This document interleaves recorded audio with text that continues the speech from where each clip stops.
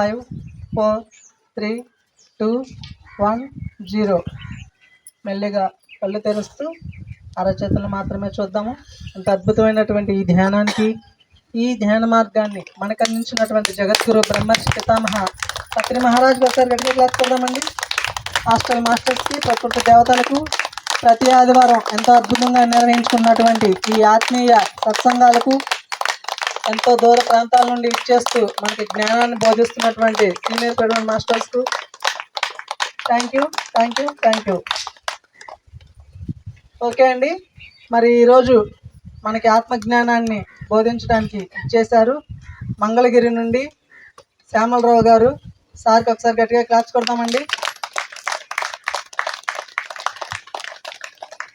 Sir ఉద్యోగరీత్యా టీచర్గా చేసి కాలేజీలో మరి రిటైర్మెంట్ అయిపోయిన తర్వాత వెంటనే నా విధి ఏంటి అంటే ధ్యాన ప్రచారమే అని చెప్పి అప్పటి నుంచి ఇప్పటి వరకు సారు ధ్యాన ప్రచారం చేస్తున్నారు. ఎన్నో ఊర్లు, ఎన్నో జిల్లాలు తిరుగుతూ ఆయన యొక్క ఈ ఆధ్యాత్మిక జ్ఞానాన్ని అందరికీ పంచుతున్నారు.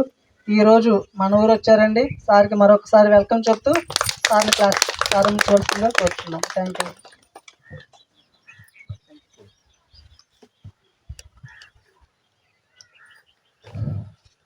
అనన్యా చింతయంతో మాం ఏ జనాః పరిపాసతే తేషాం నిత్యాభియుక్తానాం యోగక్షేమం వహామ్యహం. ముందుగా బ్రహ్మర్షి పితామహ పత్రిజీ గారికి ఒకసారి గట్టిగా తప్పట్లు కొడదామండి. అట్లాగే ఎంతో నిబద్ధతతో చక్కగా చిన్న వయసులోనే మరి ధ్యానంలోకి వచ్చి కుటుంబం మొత్తాన్ని ఈ యొక్క పంధాలో నడిపిస్తున్నటువంటి రాము గారికి ఒకసారి, వాళ్ళ కుటుంబ సభ్యులందరికీ కూడా, అలాగే దీన్ని నిర్వహిస్తున్న నిర్వాహకులు ప్రతి ఒక్కరికి కూడా కృతజ్ఞతలు ముందుగా. అలాగే వచ్చిన ప్రతి ఒక్క యోగి, ఇక్కడ మామూలుగా ఇక్కడ కూర్చున్నారంటే మామూలు వాళ్ళు కాదు. పత్రిజీ గారు చెప్తుంటారనమాట, 300 జన్మలు ఈ యొక్క ఆధ్యాత్మిక ప్రయాణంలో కొనసాగిన వాళ్ళే ఇక్కడ కూర్చోగలుగుతారు. ఇప్పుడు నేను ఇందాక చెప్పారు కదా రాము గారు, నేను మాస్టర్ని, టీచర్ని అని, కాలేజీలో టీచర్ని, నేను లెక్చరర్ని. నా దగ్గరికి వచ్చి పిల్లాడు కూర్చోవాలంటే వాడికి ఒక అర్హత ఉండాలి. ఆ గొడ్ల కాసుకునేటువంటి వాడు వచ్చి కూర్చుంటాడా చెప్పండి? రానిస్తారా? అప్లికేషన్ పెట్టుకోవాలా, ఆడి మార్కులు ఏంటో చూడాలా కదా. అలా ఒక అర్హత ఉంటుంది. 10th క్లాసు ఎన్ని మార్కులు వచ్చినాయి ఏంటో చూసి వరుసలో ఈ 40 మందిని సెలెక్ట్ చేసుకోవాలంటే ఆ 40 మందిలో వీడు ఉంటాడో లేదో చూసి అప్పుడు సీట్ ఇస్తారు. అది ఆయన అర్హత. నాకు అర్హత ఉండాలి. నేను ఎట్లా పడితే అట్లా వెళ్ళి నేను ఏదో ధ్యానం క్లాసులు చెప్తున్నాలే నాకు ఉద్యోగం ఇచ్చేయండి అంటే ఇచ్చారు వాళ్ళు. రూల్స్ ఉంటాయి, గవర్నమెంట్ రూల్స్ ఉంటాయి అన్నమాట. నేను పీజీ పాస్ అవ్వాలా, 2nd క్లాస్లో పాస్ అవ్వాలి మినిమం. పాస్ అయ్యి వాళ్ళు పెట్టిన పరీక్షలు పాస్ అయ్యి ఇంటర్వ్యూలో బాగా చెప్తాడు లేదా వాళ్ళు అడిగే ప్రశ్నలకు సమాధానాలు చెప్పి నేను సెలెక్ట్ అయితే నేను మాస్టర్గా నేను అర్హత సంపాదించాను. అర్థమవుతుందా మీకు? నాకు అర్హత ఉంది, పిల్లాడికి కూడా అర్హత ఉంది. మరి మీరు కూర్చున్నారని మీకు అర్హత లేకుండా ఉంటుందా? నేను ఇక్కడికి వచ్చానని నాకు అర్హత లేకుండా ఉంటుంది కదా. పత్రిజీ గారికి తెలుసు, ఆయన మనకి తెలియదు. నేను అనుకుంటాను, నేను రాము గారు అడిగితే 2008లో వచ్చాను అనుకుంటాను. అదే మాట పత్రిజీ గారితో అంటే నువ్వు 2008లో వచ్చావు, ఎవడో నీకు చెప్పింది, 300 సంవత్సరాలుగా నాతో ప్రయాణం చేస్తున్నావు అని అన్నారు. తప్పట్లు కొడదాం సార్. అది ఎవరైనా మినిమం ఇక్కడ కూర్చున్నాడంటే ధ్యానంలోకి వచ్చి వాళ్ళు 300 జన్మలు ఆధ్యాత్మిక ప్రయాణం జరిగితేనే ఇక్కడ సీట్ ఉంది. మళ్ళొకసారి తప్పడతావా? ఇది అబద్ధం కాదు, గురువులు చెప్పే మాటలు అనమాట. ఇది సత్యం. ఇది మనం అనుకుంటాం, సార్ నేను మొన్నే వచ్చాను సార్, నాకేం తెలియదు సార్ అనుకుంటాం అన్నమాట. అది మనం ప్రాపంచికంగా అలా ఏయో పనులు చేసుకుంటూ అందులో మాయలో పడి కొట్టుకుంటున్నాం కాబట్టి అలా అనిపిస్తుంది మనకి. కానీ నిజంగా మనం ఎప్పటి నుంచో ఉన్నవాళ్ళమే. లేకపోతే ఈ ఇందులోకి రాం. ఎక్కడ ఉంటాం? గుళ్ళల్లో ఉంటాం. అది అంత వేల మంది ఉంటారు. మా ఊళ్ళో తిరునాళ్ళు జరుగుతాయి, అసలు ఇసుకెత్తే రాళ్ళు అన్నమాట. భక్తులు బాగా అంటే ఎవరు తప్పు కాదు, మనం అవన్నీ దాటి వచ్చాం కదా. అందుకే కృష్ణ భగవానుడు చెప్పాడు, ఉత్తర గీత ఉందని కూడా నాకు తెలియదు, ఇందులో రాకపోతే అసలు ఎంత జ్ఞానం వచ్చిందో ఇందులోకి వస్తే. మనకి భగవద్గీత ఒకటే తెలుసు, అదే తెలుసు అంటే మొత్తం వచ్చని కాదు, ఉందని ఏదో 1-2 శ్లోకాలు అట్లా తెలుసు అంతే. ఇందులోకి రాకముందు ఉత్తర గీత ఒకటి ఉందని, తర్వాత అందులో విషయాలు ఉన్నాయని మా పిల్లలు అడిగారు, ఉత్తర గీత ఏంటి సార్ అని. నాకు తెలియదురా బాబు, మా గురువు గారు చెప్పారు. ఉత్తర గీత అంటే భగవద్గీత ఎట్లయితే కృష్ణుడు అర్జునుడికి చెప్పాడో, అర్థమైందా మీకు? అలాగే మళ్ళా అంటే యుద్ధ సమయం ముందు చెప్పాడు భగవద్గీత. మనందరికి తెలుసులే, అది మనం అందరం మాస్టర్స్ కాబట్టి. బయట వాళ్ళకి ఆ పిల్లాడు అడిగాడు, మా ఇంటర్మీడియట్ పిల్లలకి తెలియదు కదా పాపం. వాళ్ళు అడిగినప్పుడు చెప్పాను అనమాట, ఉత్తర గీత అనేది ఒకటి ఉందిరా బాబు, నాకు తెలియదు, మా గురువు గారు చెప్పి తెలిసింది. అదేంటి సార్ అన్న అంటే, నాకు తెలియదురా, నేను కూడా ఇందులో ఈ సొసైటీలోకి వచ్చాక తెలుసుకున్నాను. ఇప్పుడు నిన్న క్లాస్ జరిగినప్పుడు ఒకడు రాలేదనుకోండి, బాగా చదివేవాడు, ఆడేమంటాడంటే లేచి వాళ్ళ పాఠం బిగించేస్తుంటే, సార్ నేను చెప్పింది ఒకసారి గుర్తు చేయండి సార్, వీళ్ళు కూడా వింటారు కదా సార్ అని అడుగుతా, రిక్వెస్ట్ చేస్తాడు. అప్పుడు నిన్న చెప్పింది కొద్దిసేపు చెప్తాం ఎవరైనా. ఇప్పుడు మనమైనా మన క్లాసులకి వెళ్ళినప్పుడు సప్తాహం ఏదో పెట్టుకున్నప్పుడు 2 రోజులు వరుసనే వెళ్ళాం అనుకోండి, సార్ నేను రాలేదు, నేను ఏం చెప్పారు కొంచెం అంటే, నిన్నటిదంతా వస్తుందా చెప్పండి, మనకి రాదు. అట్లాగే కృష్ణ భగవానుడు నీ యుద్ధంలో చెప్పావు కదా, అప్పుడు ఏదో టెన్షన్లో విన్నాను, మొత్తం ఆకలింపు చేసుకోలేకపోయాను బాబా, మరలా ఒకసారి చెప్పు భగవద్గీత, ఇప్పుడు ప్రశాంతంగా ఉన్నాను, ఇప్పుడు యుద్ధం గొడవలు ఏమి లేవు కదా, ఇప్పుడైతే నేను బాగా ఆకలింపు చేసుకోగలుగుతాను అని చెప్పి, అప్పుడు విజయం వచ్చేసింది వాళ్ళకి, వీళ్ళు పాండవులు గెలిచారు, అంతా ప్రశాంతంగా ఉందన్నమాట, యుద్ధంలో విజయం లభించింది, అంతా మామూలుగా ఉన్నారు. అప్పుడు అడిగాడు అనమాట. అడిగితే కృష్ణుడు కరుణామయుడు కదా, ఎవరైనా భగవంతులు, ఋషులు, మన పిరమిడ్ మాస్టర్లు కూడా, పిరమిడ్ మాస్టర్లు అని మనం అందరం, ఇవాళ ఏదో నేను మైక్ పట్టుకున్నానని నేను మాస్టర్, నేను ఒక్కడిని కాదు, యు ఆర్ ఆల్ మాస్టర్స్. గురువు గారు ఏమన్నారు, my dear friends, my dear masters, my dear God's. చూడండి ఎంత అద్భుతమైన సంబంధం. ఆయన ఎప్పుడు నేను గురువుని మీరు శిష్యులు అన్నాడా? ఎక్కడ ఆ మాట అసలు నాకు తెలిసినంత వరకు ఎక్కడ ఉపయోగించాల, మనందరికి తెలుసులే, ఎక్కడ ఉపయోగించాల. ఎప్పుడు ఏమనేవాడు, I'm not your guru, I'm not your guru, I'm your senior, that's all. మీకంటే కొంచెం ముందు వచ్చాను అంతే కదా. యు ఆర్ ఆల్ మాస్టర్స్, మీరందరూ కూడా మాస్టర్సే, మనమంతా కలిసి ప్రయాణం చేశాము, వీఆర్ ఆల్ ఫ్రెండ్స్ అన్నాడే తప్ప, నేను గురువుని మీరు కింద ఉండాలా అని ఎప్పుడు అనలా. నేను ఇవాళ మైక్ పట్టుకోవచ్చు, నేను మీరందరూ కూడా ప్రతిరోజు ఒక్కొక్క రోజు ఒక్కొక్క మైక్ పట్టుకుని చెప్పాలి. ఎందుకనంటే వాళ్ళ పరిస్థితులు అట్లా. గురువు గారు ఎందుకు వచ్చారు అన్నీ చెప్తారు, ఇప్పుడు అసలు ఎందుకు వచ్చారు ఈ భూమి మీద గురువు గారు అనేది కూడా చెప్తాయి. సో కాబట్టి ఇందాక ఎక్కడున్న ఉత్తర గీత అలా అడిగాడు అనమాట. అడిగితే కృష్ణుడు కరుణామయుడు కదా, అసలు భగవంతుడు అంటేనే కరుణ కదా, ఆయన చెప్పాడు అనమాట. మళ్ళీ చెప్తే అంతకుముందు చెప్పి నేనైనంతే, నేను మాస్టర్ని, నిన్న చెప్పింది చెప్పమంటే మొదలు పెడతా ఏదో కొంచెం, అది అంతా రాదు, యాజ్ ఇట్ ఈజ్గా కొత్తవి వస్తాయి అన్నమాట. ఎవరికైనా అనుభవం అయింది, మీరు కూడా మాస్టర్లు కాబట్టి మీకు అందరికీ అనుభవమే కదా, అవునా కాదా? నిన్న చెప్పింది చెప్పమంటే యాజ్ ఇట్ ఈజ్గా వస్తుందా చెప్పండి, మనం ఏమన్నా టేప్ రికార్డరా? కొన్ని వెళ్ళిపోతాయి, కొన్ని కొత్తవి వచ్చేస్తాయి, అది సహజము. కృష్ణుడికైనా అంతే జరిగింది. ఉత్తర గీతలో చాలా కొత్త విషయాలు వచ్చినాయి అన్నమాట.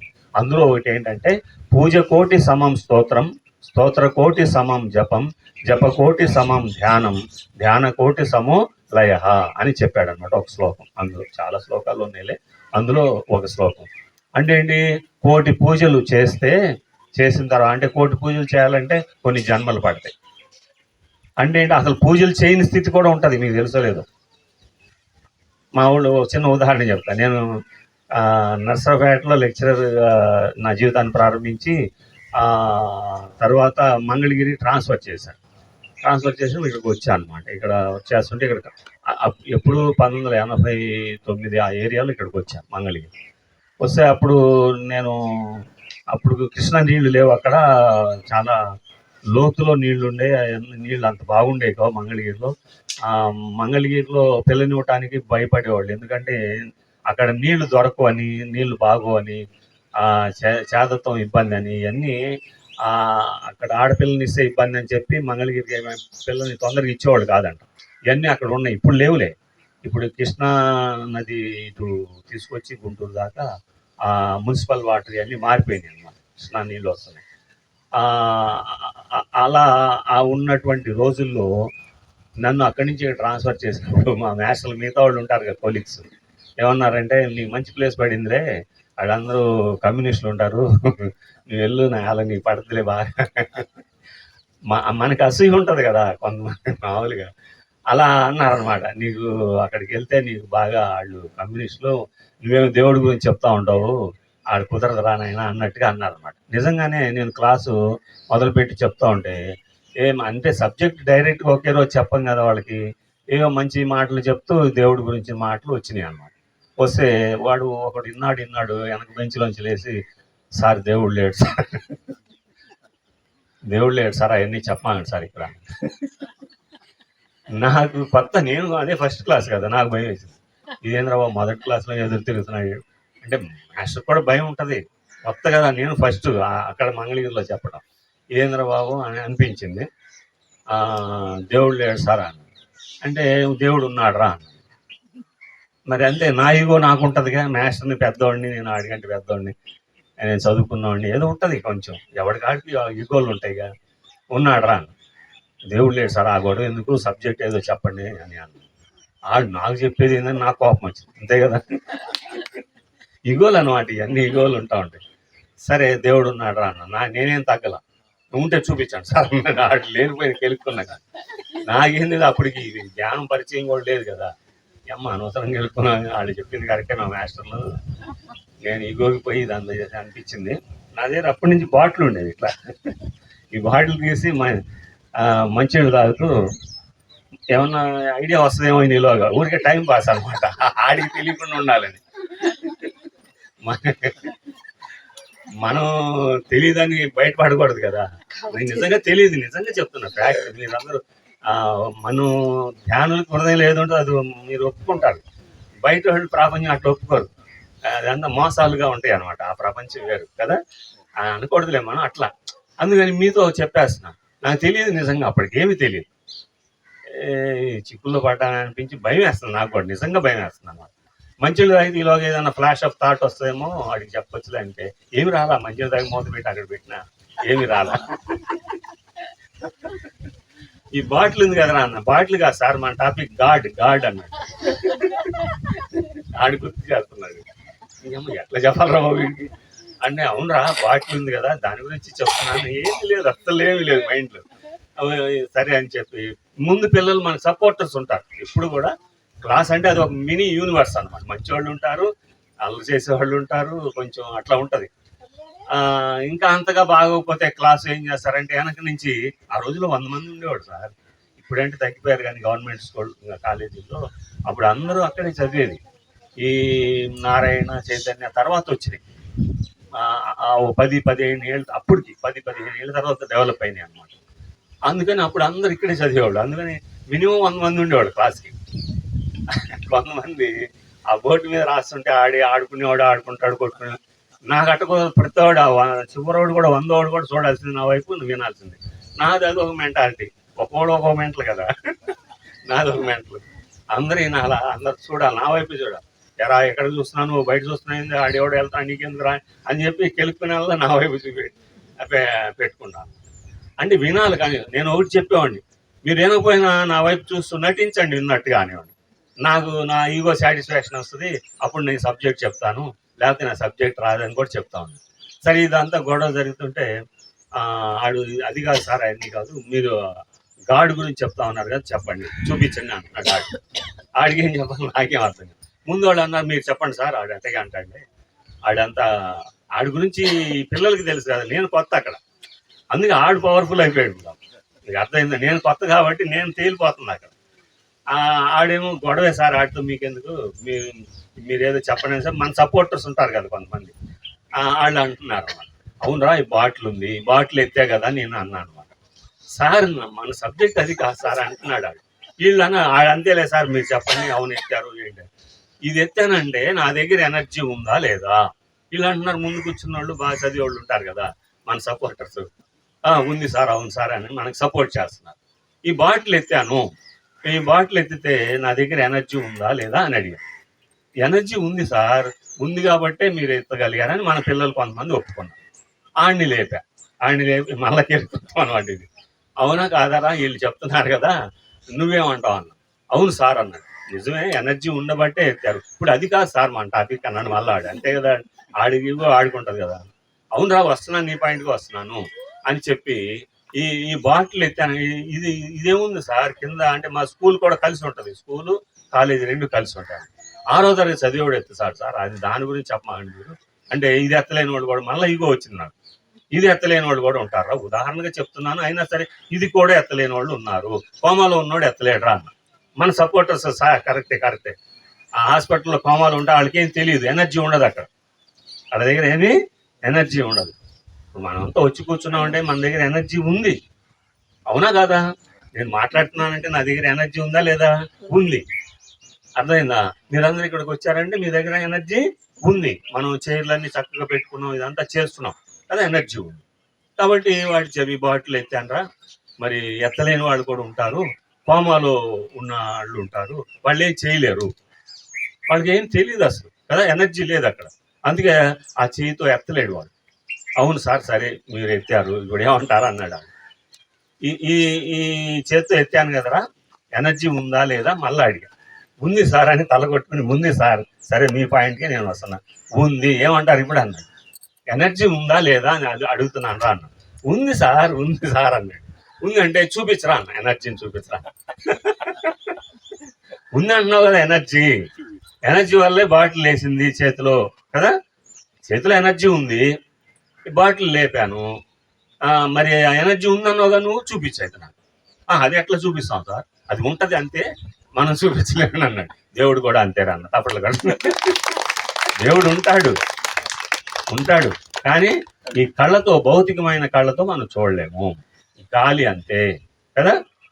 అంటే ఆడు సాటిస్ఫై అయ్యాడు. వీళ్ళు కూడా మన సపోర్టర్స్ పెరిగిపోయారు అనమాట. ఇంకా బాగా చెప్పారు సార్, ఆ నాయలగడ్డ ఎప్పుడు గొడవ సార్, ప్రతి మ్యాచ్ని గొడవ చేస్తాడు సార్ ఆడు. ఈ తర్వాత వాడు మన ఫ్యాన్ అయ్యాడు.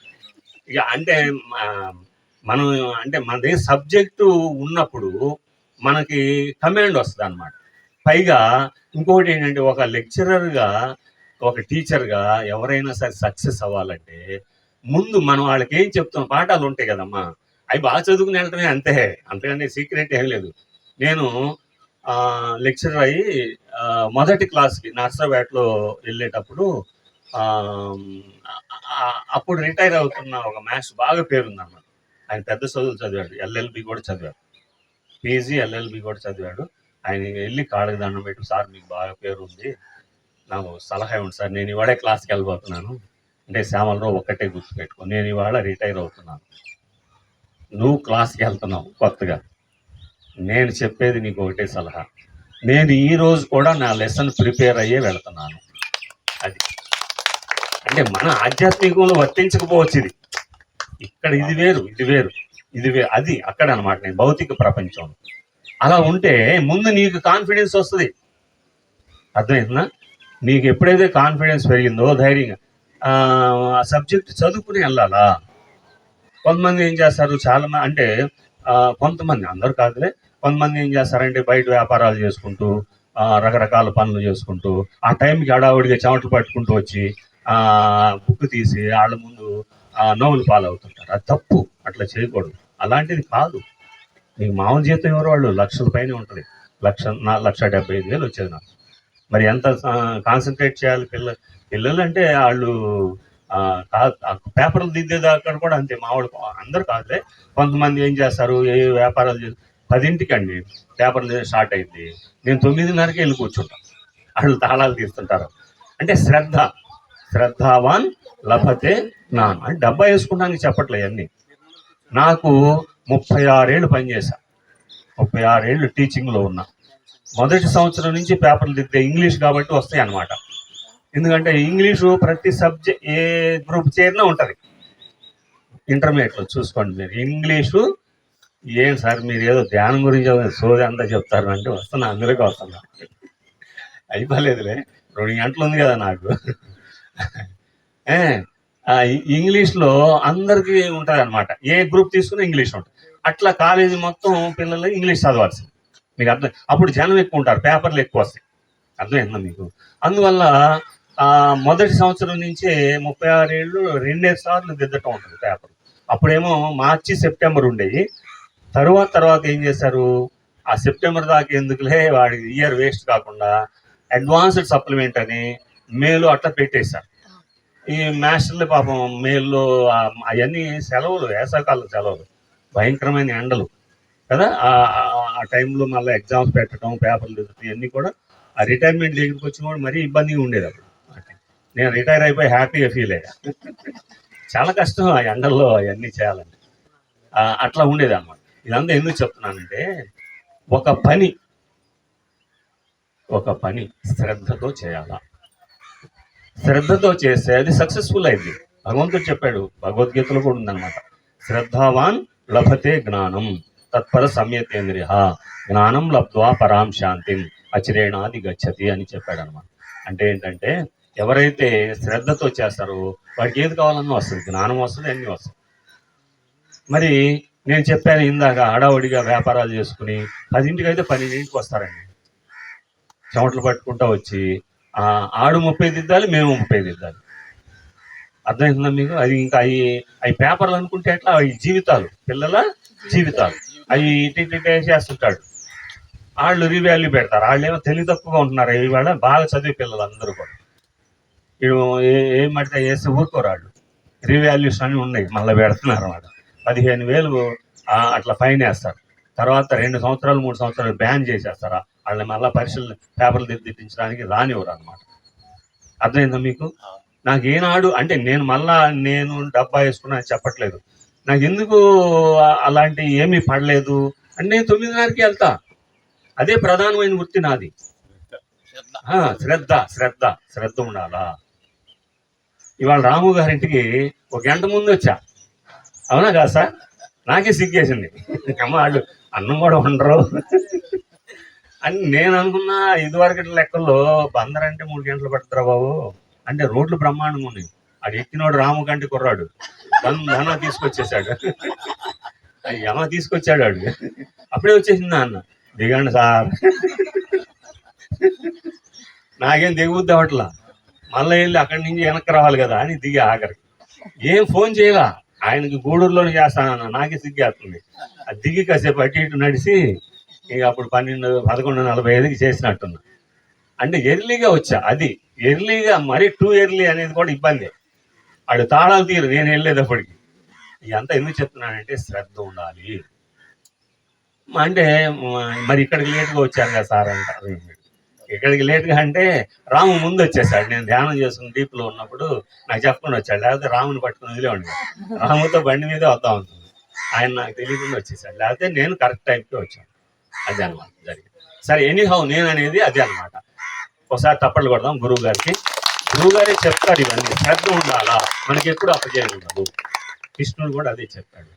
చెప్పాను కదా, పూజ కోటి సమం స్తోత్రం, స్తోత్ర కోటి సమం జపం, జప కోటి సమం ధ్యానం, ధ్యాన కోటి సమోలయ అని చెప్పాడు అన్నమాట.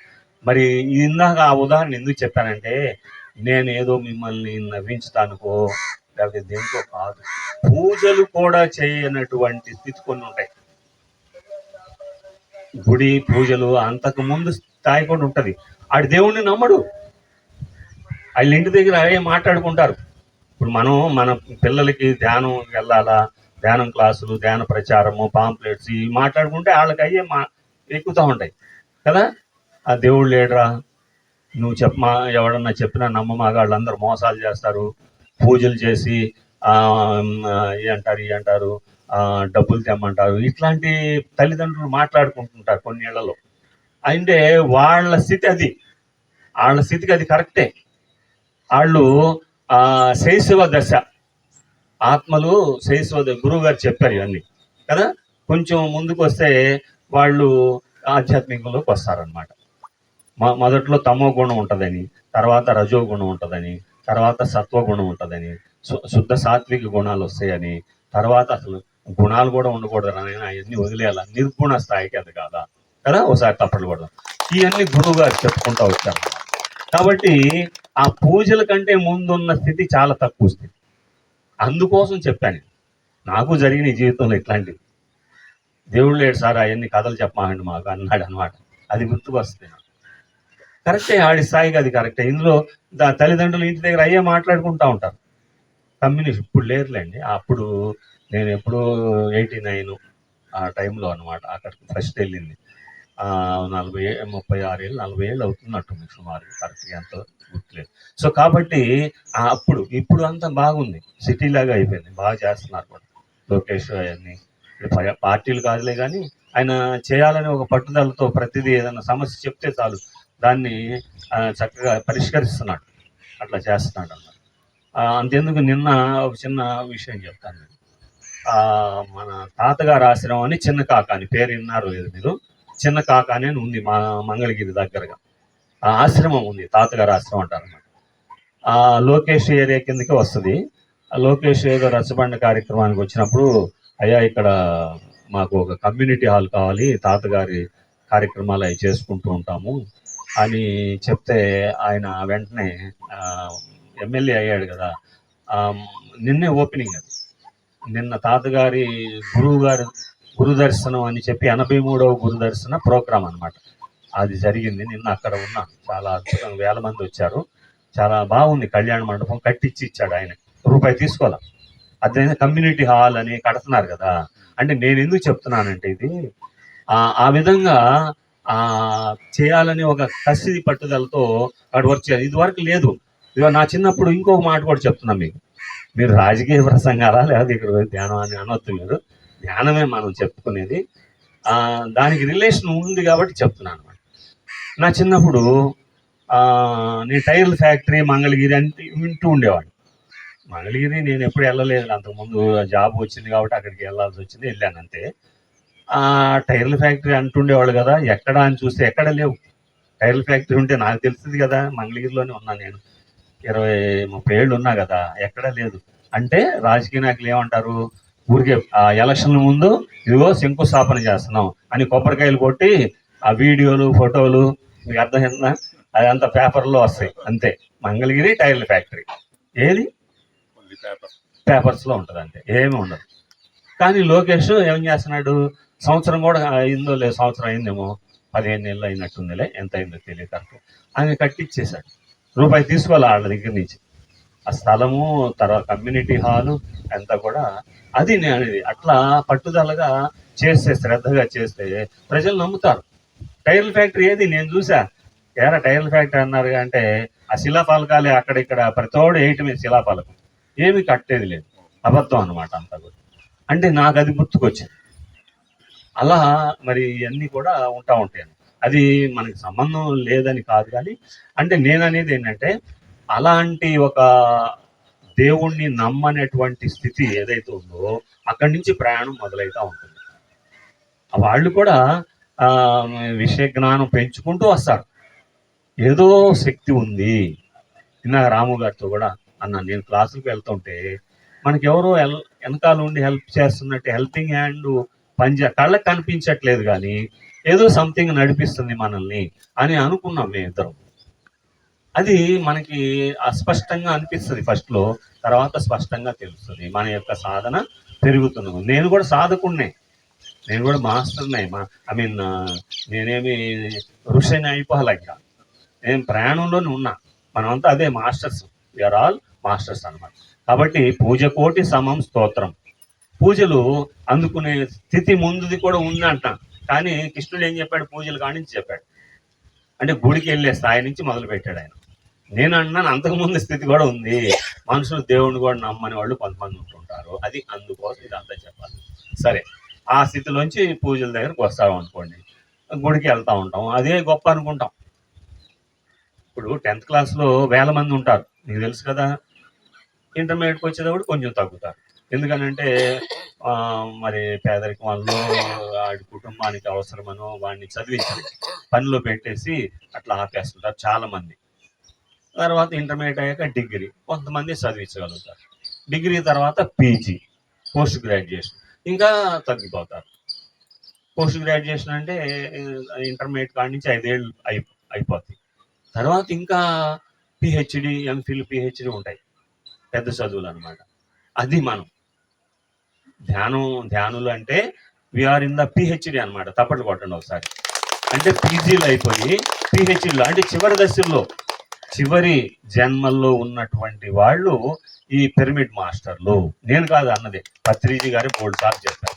మీరందరూ కూడా పీజీ దాటేసిన తర్వాత పిహెచ్డీలో ఉన్నటువంటి పీజీ వాళ్ళు పిహెచ్డి వాళ్ళు ఎంతమంది ఉంటారంటే నాకు తెలుసు, నేను కూడా చదివాను కాబట్టి. నేను పీజీ చదివేటప్పుడు మా మాస్టర్ల దగ్గర ఒక్కొక్కళ్ళ దగ్గర 10 మంది 6 7 అట్లా పిహెచ్డి చేసేవాళ్ళు ఉండేవాళ్ళు. అంతే, నంబర్ వేళ్ల మీద లెక్క పెట్టే సంఖ్యలో ఉంటారు. 10th క్లాస్ వాళ్ళలాగా స్టేట్ మొత్తం మీద తీసే వేలల్లో ఉంటారా? ఉండరు. వేళ్ల మీద లెక్క. అట్లాగే ధ్యానులు కూడా తక్కువ మంది ఉంటారన్నమాట. ఎందుకంటే ఇది హైయెస్ట్ కదా, జారిపోతుంటారు ఈ లోగాని. అందుకోసం మన గురువు గారు కూడా చెప్పారన్నమాట, చాలాసార్లు చెప్పారు.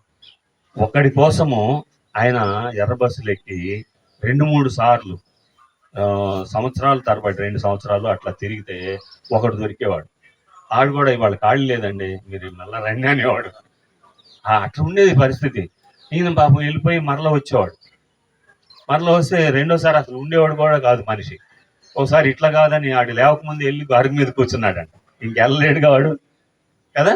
అప్పుడు పాపం ఇంత కష్టపడి వస్తున్నాడు, ఇన్నిసార్లు వచ్చాడు, 3 సంవత్సరాలుగా తిరుగుతున్నాడు, ఇంకా బాగోదులే అని చెప్పి గురువు గారు అక్కడే కూర్చోండి, మొహం కడుక్కుని వస్తానని ఒక గంటకు బయటకు వచ్చి అప్పుడు ఆ ధ్యానం అనేది చెప్పడం అది. అంటే అంత తక్కువ మంది ఉంటారు ధ్యానము నేర్చుకునేటువంటి వాళ్ళు.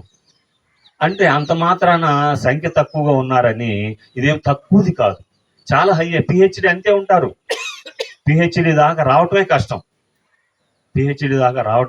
కష్టం. ఇది ఆఖరి జన్మల్లో ఉన్నటువంటి హైయెస్ట్ పర్సనాలిటీస్ అన్నమాట, హైయెస్ట్ వ్యక్తిత్వం కలిగినటువంటి వ్యక్తులు. అందుకే మాస్టర్స్ అన్నాడు అందరినీ. గురుగారు ఏమన్నారు? మాస్టర్స్ అన్నాడు అనమాట. మాస్టర్ అంటే అర్థం చెప్తాను మళ్ళా. మాస్టర్ అంటే మనం ఏమో స్కూల్ మాస్టర్ ఒక అర్థం ఉంది. అదే ఇల్లు అద్దెకి ఇచ్చామనుకోండి, మనం పెద్ద ఇల్లు కట్టుకుని 2-3 పోర్షన్లు అద్దెకి ఇచ్చామనుకోండి, మాస్టర్ ఆఫ్ ద హౌస్ అంటారు. అంటే ఇంటి యజమానిని కూడా మాస్టర్ అనవచ్చు, అదొక అర్థం ఉంది ఇంగ్లీష్లో. ఇంకొక అర్థం ఏంటంటే మాస్టర్ అంటే ఇప్పుడు చెప్పేది కరెక్ట్ అనమాట. పత్రిజీ గారు ఆధ్యాత్మికంలో చెప్పిన అర్థం ఏంటంటే, ఆయన స్వామీజీ అని పిలుస్తుంటారు, మీకు గుర్తుంటం లేదు, స్వామీజీ అంటుంటారు ఒక్కొక్కరిని, ఒక్కోసారి స్వామి అనమాట. స్వామి అంటే ఏంటంటే ఇప్పుడు చూడండి, నా మనసు మీద నాకు నియంత్రణ ఉండాలి. మీకు అర్థమయ్యేట్టుగా ఒక చిన్న ఉదాహరణతో చెప్తాను. నేను టిఫిన్ చేసిన తర్వాత టీ ఇస్తుంది మా మిస్సెస్, ఒకసారి తాగుతా రోజులో, అంతకుముందు అలవాటు లేదు చదువుకునేటప్పుడు. అలా చేస్తుంటే నాకు అలవాటైంది. కరోనా టైంలో మా ఫ్రెండ్స్ అన్నారు, స్టాఫ్ రూమ్లో పిల్లలు ఉంటారుగా, అప్పుడు ఎవరు రావట్లేదుగా, మేము వెళ్ళాల్సిందే. వెళ్ళాము. వాళ్ళు అన్నారు, టీ కూడా ఎక్కడ దొరకట్లేదురా, తలనొప్పి వచ్చేస్తుంది అన్నాడు ఒకడు. నేను అనుకున్నా, టీ తాగకపోతే తలనొప్పి వస్తుందా అని నేను అనుకున్నా. నేను ఆ మరుసటి రోజే మా మిస్సెస్తో చెప్పాను, టీ ఒక 1 నెల రోజులు నేను తాగను. నేను అంటే మనసులో అనుకున్నా, పరీక్ష పెట్టుకోవాలా, టీ తాగకపోతే తలనొప్పి ఏమన్నా వస్తుందా అని. నేను మామూలుగానే తాగట్లా, 1 నెల రోజులు తాగకపోయినా నాకేమీ తలనొప్పి ఏం రాలేదు.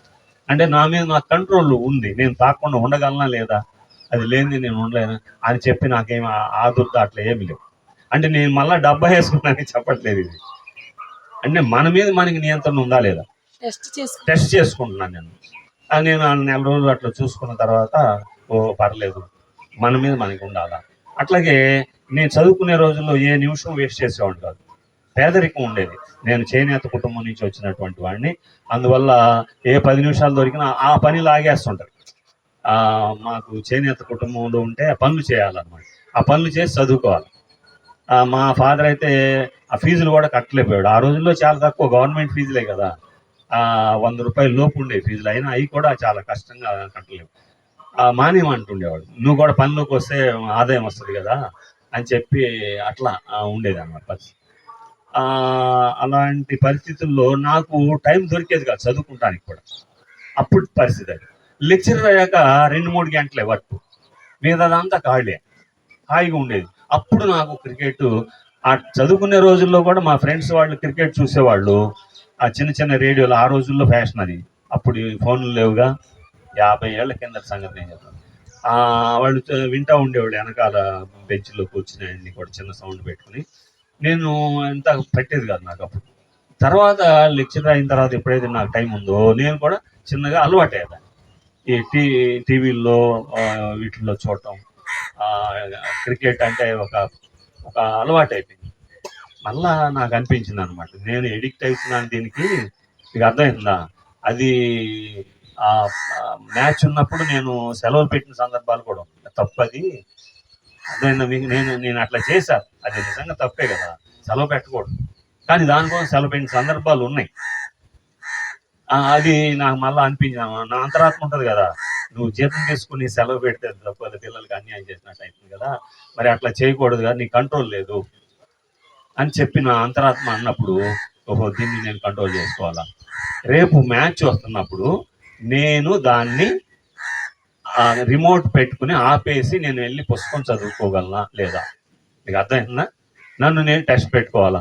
మ్యాచ్ వస్తూ ఉంటే చాలా ఇంట్రెస్ట్గా ఉంటుంది. ఇప్పుడు సపోజ్ ఇండియా పాకిస్తాన్ మ్యాచ్ జరుగుతుంది అనుకోండి, మ్యాచ్ జరుగుతుంటే మనకి క్షణానికి ఏం జరుగుతుంది, బాల్కి ఏం జరుగుతుంది, అలా వస్తుంటే ఈక్వేషన్స్ ఒక్కోసారి, అవునా కాదా? మీకు క్రికెట్ గురించి కొంచెం ఐడియా ఉన్న వాళ్ళకి తెలిసింది. నేను ఆ పిచ్లో ఉన్నా కొన్నాళ్ళు, అందుకని నాకు అలా ఉండేది. నెక్స్ట్ టైం అయితే నెక్స్ట్ అట్లా ఉండేది. అది నేను ఆ టైంలో ఆ రిమోట్ పట్టుకుని దాన్ని ఆపేసి నేను యువతలకు వచ్చి పుస్తకం చదువుకోగలనా లేదా టెస్ట్ పెట్టుకున్నా. అవి వస్తూ ఉంది క్రికెట్, దాన్ని ఆపేయగలనా లేదా అని ఆపేసి యువతలకు వచ్చేసి పుస్తకం తీసి చదువుకున్నాను. పుస్తకం ఎక్కదేమో అనుకున్నాం ముందు, తర్వాత నిదానంగా అది చదువుకోవడం ఇంట్రెస్టే నాకు. పుస్తకం చదువుతుంటే అర్థమవుతుంది, ఓహో నా మీద నాకు కంట్రోల్ ఉంది. అట్లా మనం ఎప్పుడు కూడా మనల్ని మనం, అంటే ఒక్కోసారి బానిస అవుతుంటాం కొన్నిటికి, మనలా చెక్ చేసుకో. ధ్యానం చేసే ప్రతి ఒక్కళ్ళు కూడా ధ్యానంలో అదే జరుగుద్ది. ఇంట్రాస్పెక్షన్ అంటారు ఇంగ్లీష్లో, అంటే సెల్ఫ్ ఎగ్జామినేషన్ అంటే మనల్ని మనం పరీక్ష చేస్తాం. ఇది ధ్యానులకే జరుగుద్ది, ఎక్కడ జరగదు, పూజల్లో జరగదు. అందుకని ఆయన సత్యార్థ ప్రకాశం అనే పుస్తకంలో దయానంద సరస్వతి అనేటువంటి ఆయన చెప్తారనమాట, పూజ అనేది మెట్టు కాదు అగడతా అని చెప్తాడు. మన పత్రిజీ గారు కూడా చెప్పారు, పూజ అనేది మెట్టు కాదు అగడతా, అంటే గొయ్యి, నువ్వు పడిపోతావు కిందకి. అంటే తప్పని కాదు, నువ్వు పీజీ స్టూడెంట్వి, పిహెచ్డి స్టూడెంట్వి, మళ్ళా A for apple, B for ball ఇవన్నీ చదవాలా? ఇవన్నీ దాటాక వెళ్ళింది అక్కడ దాకా, పెద్ద చదువులు కదా ఇప్పుడు నువ్వు చదువుతుంది. మరలా 1వ తరగతి పుస్తకం తీసుకుని ఏ ఫర్ యాపిల్ అవి చదవాలా మనం? అక్కర్లా, అది టైం వేస్ట్ అని అర్థం అనమాట. కాబట్టి ఒకసారి ధ్యానంలోకి వచ్చినటువంటి వాళ్ళు, అంటే అది తప్పని అనం, దాటేసామని చెప్తున్నాం అంతే, తప్పు కాదు అది, అవన్నీ దాటేసాం మనం. మళ్ళీ టైం వేస్ట్ చేసుకోకూడదు కదా, మనం ఇంకా ఉన్నత స్థితికి ఎదగాల. కాబట్టి అది చెప్పారు పత్రిజీ గారు. మనం ఆ విధంగా ధ్యానులు అంటేనే హైయెస్ట్ స్థితి. పూజ కోటి సమం స్తోత్రం, స్తోత్ర కోటి సమం జపం. స్తోత్రం అంటే ఏంటంటే భజనలు ఇవన్నీ ఉంటాయి కదా. అదేంటిది, ఈ మధ్య ఒక పాట బాగా వైరల్ అయింది రాముడి మీదే, నిన్నెత్తి ముద్దులు ఆడేదరని ఏదో ఉంటుంది అది కదా, రఘుకొల్ల తిల్లక రారా నిన్నెత్తి ముద్దు, చాలా ఎంత అద్భుతంగా ఉంటుంది పాట చూడండి. అంటే స్తోత్రాల్లో కూడా ఆనందం ఉంటుంది, భజనలు ఆనందం ఉంటుంది. కోలాటాలు మా ఊర్లో మంగళగిరి తిరునాళ్ళు జరుగుతాయి, ఓ రోజంతా నైట్ అంతా జాగారం చేస్తారు, కోలాటాలు వేస్తారు. వాళ్ళు చదువు రాదు పాపం, వాళ్ళు పల్లెటూరు నుంచి రైతులు వస్తారు, కోలాటాలు వేస్తారు అద్భుతంగా, మనకు కూడా నేర్చుకోవాలన్నంత ఆసక్తిగా ఉంటుంది అనమాట. అవి చూసినప్పుడు ఆ పాటలు, ఆ మ్యూజిక్ పెడతారు, చాలా అద్భుతం. అంటే ప్రతి స్థాయిలో ఆనందం ఉంది. అంటే మనం మళ్ళీ తిరిగి వెనక్కి వెళ్ళాల్సిన పని లేదు, ఇవన్నీ దాటాము, అది గుర్తు చేస్తానికి చెప్తున్నాయన్ని. పూజ కోటి సమం స్తోత్రం అంటే భగవంతుడిని కీర్తన చేస్తూ ఆ పాటలు పాడటం కానీ, రఘుకుల్ల తిలక రారా అని పాటలు పాడటం కానీ, కోలాటాలు వేయటం కానీ. కోలాటాలు కూడా మరి వేస్తే ఎంత అద్భుతంగా ఉంటాయి కదా, స్టెప్లు వేస్తారు, వాళ్ళు డ్యాన్స్ చేస్తుంటే చూడముచ్చటగా ఉంటుంది, అవునా కాదా? అట్లా చాలా బాగుంటుంది. ఆ పాట కూడా ఉంటుంది, దానికి తగ్గట్టుగా ఆ సాహిత్యం ఉంటుంది, అన్నీ కలిపి మనకి ఆనందాన్ని కలిగిస్తాయి అన్నమాట. అది నేను చెప్తుంది. కాబట్టి ప్రతి స్థాయిలో ఆనందం ఉంది. కానీ నేను అనేది ఏంటంటే, మనం అవన్నీ దాటేసి హైయెస్ట్లో ఉన్నప్పుడు మరలా ఏ పర్యాఫిల్కి వెనక్కి రాకూడదు. అందుకోసం వద్దన్నారు పెద్దవాళ్ళు, దయానంద సరస్వతి గారు కానీ, పత్రిజీ గారు కానీ, మరి బుద్ధ భగవానుడు కానీ, కృష్ణ భగవానుడు కానీ, ఎవరైనా సరే అదే చెప్తారు. అందువల్ల మనం హైయెస్ట్లో ఉన్నప్పుడు ఇంకా ముందుకు వెళ్ళాలా. ఇప్పుడు ఆంజనేయ స్వామి ఉన్నాడు, ఇప్పటికీ ధ్యానం చేస్తున్నాడు కదా, ఆయన చిరంజీవి. ఆ హిమాలయాల్లో అక్కడ ఉంటారు వాళ్ళు. ఇప్పుడు మహావతార్ బాబాజీ ఉన్నాడు. 2000 సంవత్సరాలుగా ఆయన సశరీరంగా ఉన్నారు, హిమాలయాల్లో ఉన్నారు. మనం వెళ్తే కనపడరు. ఎందుకు కనపడరు? ఇందాక ఆ పిల్లాడు అడిగినట్టు ఈ కళ్ళకి కనపడాడు దేవుడు. గాలి ఉంది, గాలి వీస్తుంది, హాయిగా ఉంది, మంచి క్లాస్ పెట్టించావు రాము, బ్రహ్మాండంగా ఉంది ఇక్కడ. చాలా అద్భుతంగా ఉంది ఇక్కడ, నేచర్గా ఉంది, వాళ్ళు వెళ్తాం కదా, ఎంత నేచురల్గా ఉంది. సో కాబట్టి నేననేది ఏంటంటే ఈ యొక్క ఈ- ఈ స్థితి మరి అన్నీ కూడా మరి అద్భుతంగా ఉంటాయి అన్నమాట. అదేంది కదా, ఇది పూజలు, తర్వాత స్తోత్రాలు. స్తోత్రాల తర్వాత ఎందులోకి వస్తాడంటే ఈ జపం అనే దానికి వస్తాడు. ఈ జపం అంటే 108 మాల ఉంటుంది, పూసల మాల ఉంటుంది. గురువు చెవిలో ఒక మంత్రం ఇస్తాడు, ఇంక అంతే. మన పాంప్లెట్ ఇచ్చినా తీసుకోడు వాడు, పడేసి ఏమంటాడు, మా గురువు చెప్పాడు మాకు మంత్రం ఇచ్చాడు, ఎవరి మాట ఏందని నేను అంటే. అదొక స్థాయి. అది అంటే మనల్ని అవమానించాడని కాదు, కానీ అట్లా అంత ఉంటుంది అనమాట. అదొక అట్లా ఉండాలి, పిచ్చి అంటాం దాన్ని. గురువు నమ్ముతాడు అంతే, గురువు ఏది చెప్తే అదే నేను చెయ్యి, అంతే కరెక్టే. అందులోంచి మాల పడిపోద్ది, నెక్స్ట్ ధ్యానమే ఉంటుంది. జపం తర్వాత ఏంటి, ధ్యానం ఉంటుంది. పూజ కోటి సమం స్తోత్రం, స్తోత్ర కోటి సమం జపం, జప కోటి సమం ధ్యానం. జపాలు కోటి చేయగా అంటే కొన్ని జన్మలు పడితేలే, ఆ తర్వాత ధ్యానంలోకి వస్తాడు. ధ్యాన కోటి సమోలయ. ధ్యానం వాళ్ళు కూడా ఒకరోజు అయిపోదు, ఇది ఒకరోజు అయిపోద్దా చెప్పండి? ఒకరోజు అయ్యేది. ఆంజనేయ స్వామి మరి ఎన్ని యుగాలు అయింది కదా, 2000 సంవత్సరాలుగా సశరీరంగా అక్కడే ఉన్నాడు మహావతార్ బాబాజీ. అయితే మహావతార్ బాబాజీ మనకెందుకు కనపడతలేరు కదా? మరి చూసిన వాళ్ళు మన సొసైటీలో ఉన్నారు. కట్టా కళాధర్ రెడ్డి పేరు విన్నారా మీరు? కట్టా కళాధర్ రెడ్డి చూసారా మీరు? ఎవరన్నా చూసారా? Very good. మరి ఆయన మా మంగళగిరి దగ్గర పెద్ద కాకానిలో ఆయన ఉండేవాడు. అయితే ఆయన ఏంటంటే చిన్నప్పుడు వాళ్ళ నాన్నగారికి 3 పిల్లలు అనమాట, 3 అబ్బాయిలే. ఇతను చిన్నవాడు అందరికంటే. ఆయన అంటే ఆయన చిన్నప్పుడు సంగతి చెప్తాను. బాగా చిన్నప్పుడు వీళ్ళ నాన్నగారి గురువు గారు ఏర్పేడు స్వామి అనేవాళ్ళు, తిరుపతి దగ్గర. అక్కడ ఒక ఆశ్రమం ఉంది, వ్యాసాశ్రమం అని ఒకటి ఉండేదన్నమాట. విద్యా ప్రకాశానందగిరి అని భగవద్గీత మీద ఉపన్యాసాలు ఇచ్చేవాడు, మీకు గుర్తుండే ఉంటుంది. ఆ టైంలో టీవీలు లేవు, మన వీడియో రికార్డ్ చేసి క్యాసెట్లు ఉండే. క్యాసెట్లు ఉండే. మన టెక్నాలజీ డెవలప్ అవుతుంది కదా, ఈ టైంలో ఉంటే వీడియోలు వచ్చేసాయి మనకి, బాగుంది. సరేలే, అప్పుడు దాన్ని ఉపయోగించి మనకి వినేట్టుగా చేసేవాళ్ళు, మనం వెళ్ళిన వాళ్ళు కూడా విన్నాం. చాలా అద్భుతంగా చెప్తాడు. భగవద్గీత మీద కూడా బుక్స్ రాశాడు ఆయన. గీతామా గ్రంథం అని అద్భుతమైన పుస్తకం, చాలా అద్భుతమైన పుస్తకం. బందరే చూడండి అట్లా. సో కాబట్టి వారికి ఒకసారి క్లాస్ పడదాం. చాలా అద్భుతమైన వ్యక్తి ఆయన, చాలా నవ్విస్తా చెప్తాడు, క్లాసులు బాగుంటాయి, వినాలనిపిస్తాను. నేను చాలా వినేవాడిని. నేను అప్పటి ఉద్యోగం చేరిన తొలినాళ్లలో అవి వస్తూ ఉండేవి, చాలా ఆనందం కలిగింది అట్లా. సరే, అలా ఇప్పుడు ఆ ఏర్పేడు స్వామి వీళ్ళ గురువు అనమాట. ఈయన పెద్దోడు అప్పటికి, ఈయన చిన్నోడు. ఎవరు? మన మన కళాధర్ రెడ్డి గారు చిన్నోడు, బాగా చిన్నోడు. బుడ్డోడిని తీసుకెళ్లారు కదా, ఆశ్రమంలో పెరుగుతా పెద్దోడు అవుతున్నాడు. ఈయన వయసు అయిపోయి వాళ్ళ గురువు గారు వాళ్ళు బాడీ వెకేట్ చేస్తారు. మీకు అర్థమవుతుంది కదా, వాళ్ళు పెద్దోడు కదా, బాడీ వెకేట్ చేస్తారు. ఇతను కూడా విద్యా ప్రకాశానందగిరి గారు వెళ్ళిపోయారు. ఈయన ఉన్నాడు ఇంకా స్టిల్, మన కుర్రోడు కదా ఇతను, చిన్నోడు పెద్దోడే. ఇప్పుడు 40 ఏళ్ళు అట్లా ఉంటాయేమో, 40 ఏళ్ళు.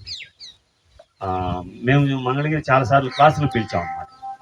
చాలా డౌట్లు అవి చెప్తా ఉంటాడు. చాలా అద్భుతమైన మనిషి, చాలా విద్యలు ఉన్నాయి, హిమాలయాల్లో ఉన్నాడు. అదే చెప్తున్నా, అతని గురించి ఒక్క నిమిషం చెప్తాను.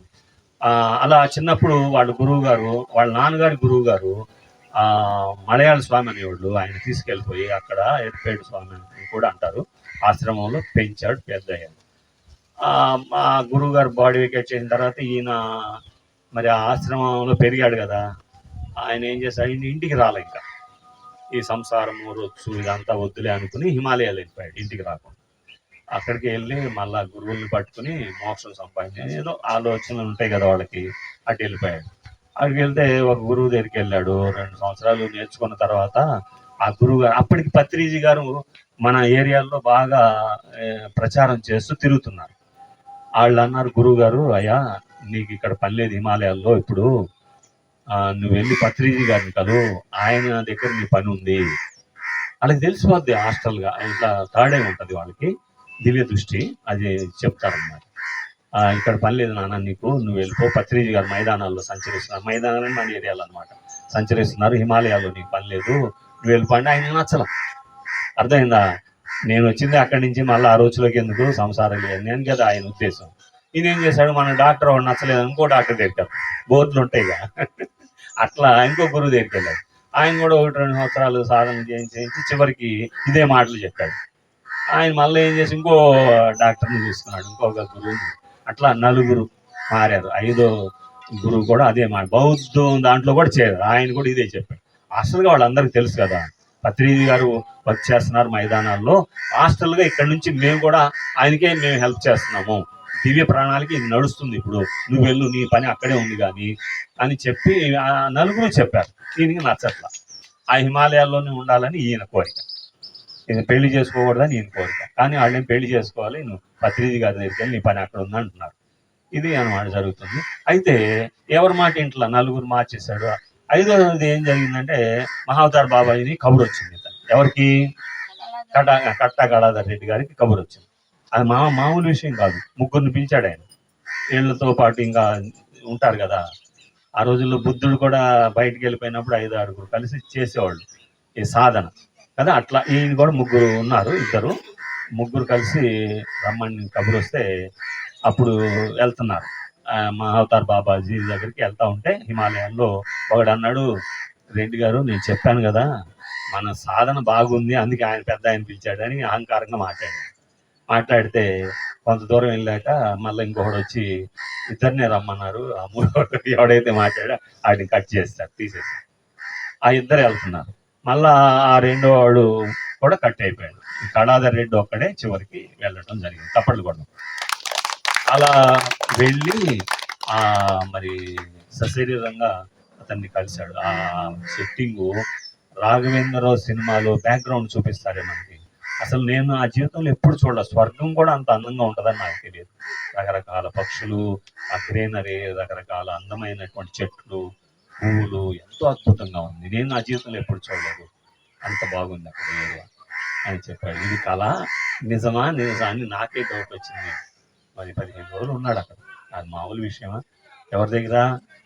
మహావతార్ బాబాజీ గారు కేవ్ అంటే ఇంకా పైకి అవి మనకి కనపడవు. మరి అది అంటే ఇప్పుడు శంబల అని ఉంటది, మనకు కనపడదు, ఎందుకంటే మన ఎనర్జీ సాల్వ్ ఇంకా అట్లా అన్నమాట. ఇప్పుడు మనం ఉన్నాం, బయటికి వెళ్ళిపోతే అంతా ఒకటే, మనం ప్రాపంచికులు, మనం అంతా మనకేం విడిగా ఇక్కడ బిళ్ళలేసి నువ్వు పీజీ చదువుతున్నావు లేకపోతే నువ్వు ధ్యానం చేయాలి, బిళ్ళలు ఏముండవు, అంతా ఒకటిలాగానే ఉంటాం.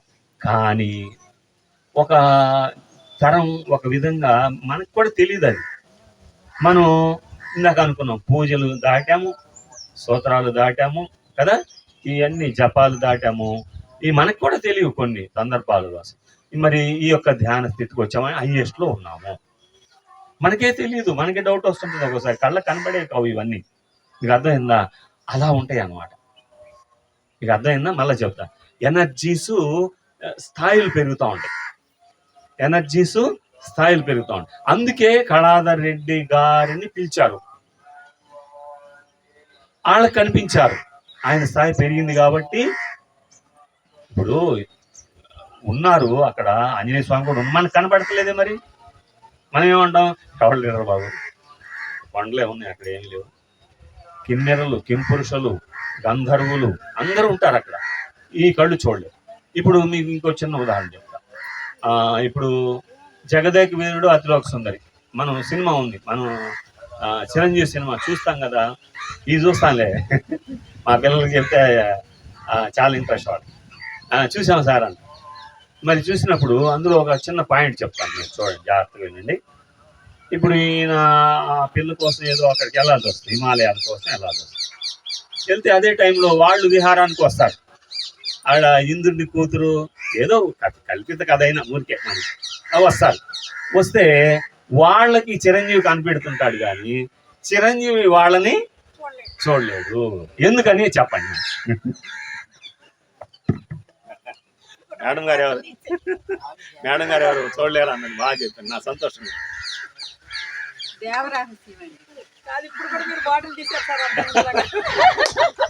నా అలవాటు అది మన పూర్వీకుల నుంచి ఉంది, ఋషుల నుంచి. దండ కమండలం అని వాళ్ళు కమండలం పట్టుకుని వెళ్ళేవాళ్ళు. నేను స్టీల్ బాటిల్ పట్టుకుని ఊరేగుతున్నాను. ఎప్పుడూ ఉంటాను నా దగ్గర.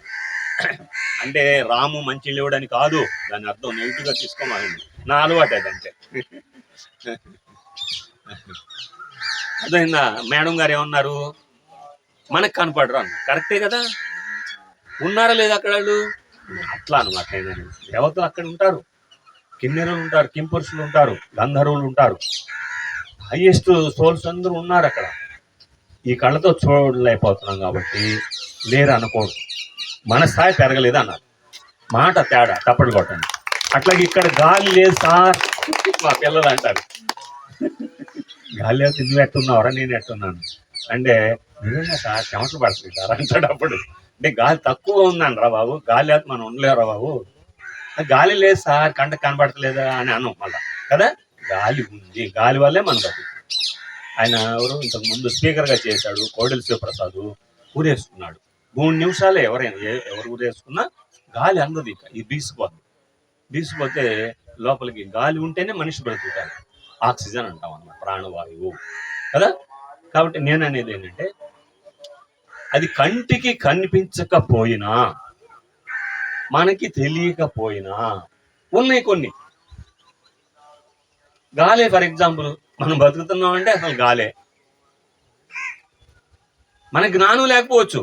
ఇప్పుడు నేను కారు తీసుకున్నాను, ఆ కారులో అంత టెక్నాలజీ నాకు వచ్చా, అది ఎట్లా నడపాలో మొన్నటిదాకా భయమే.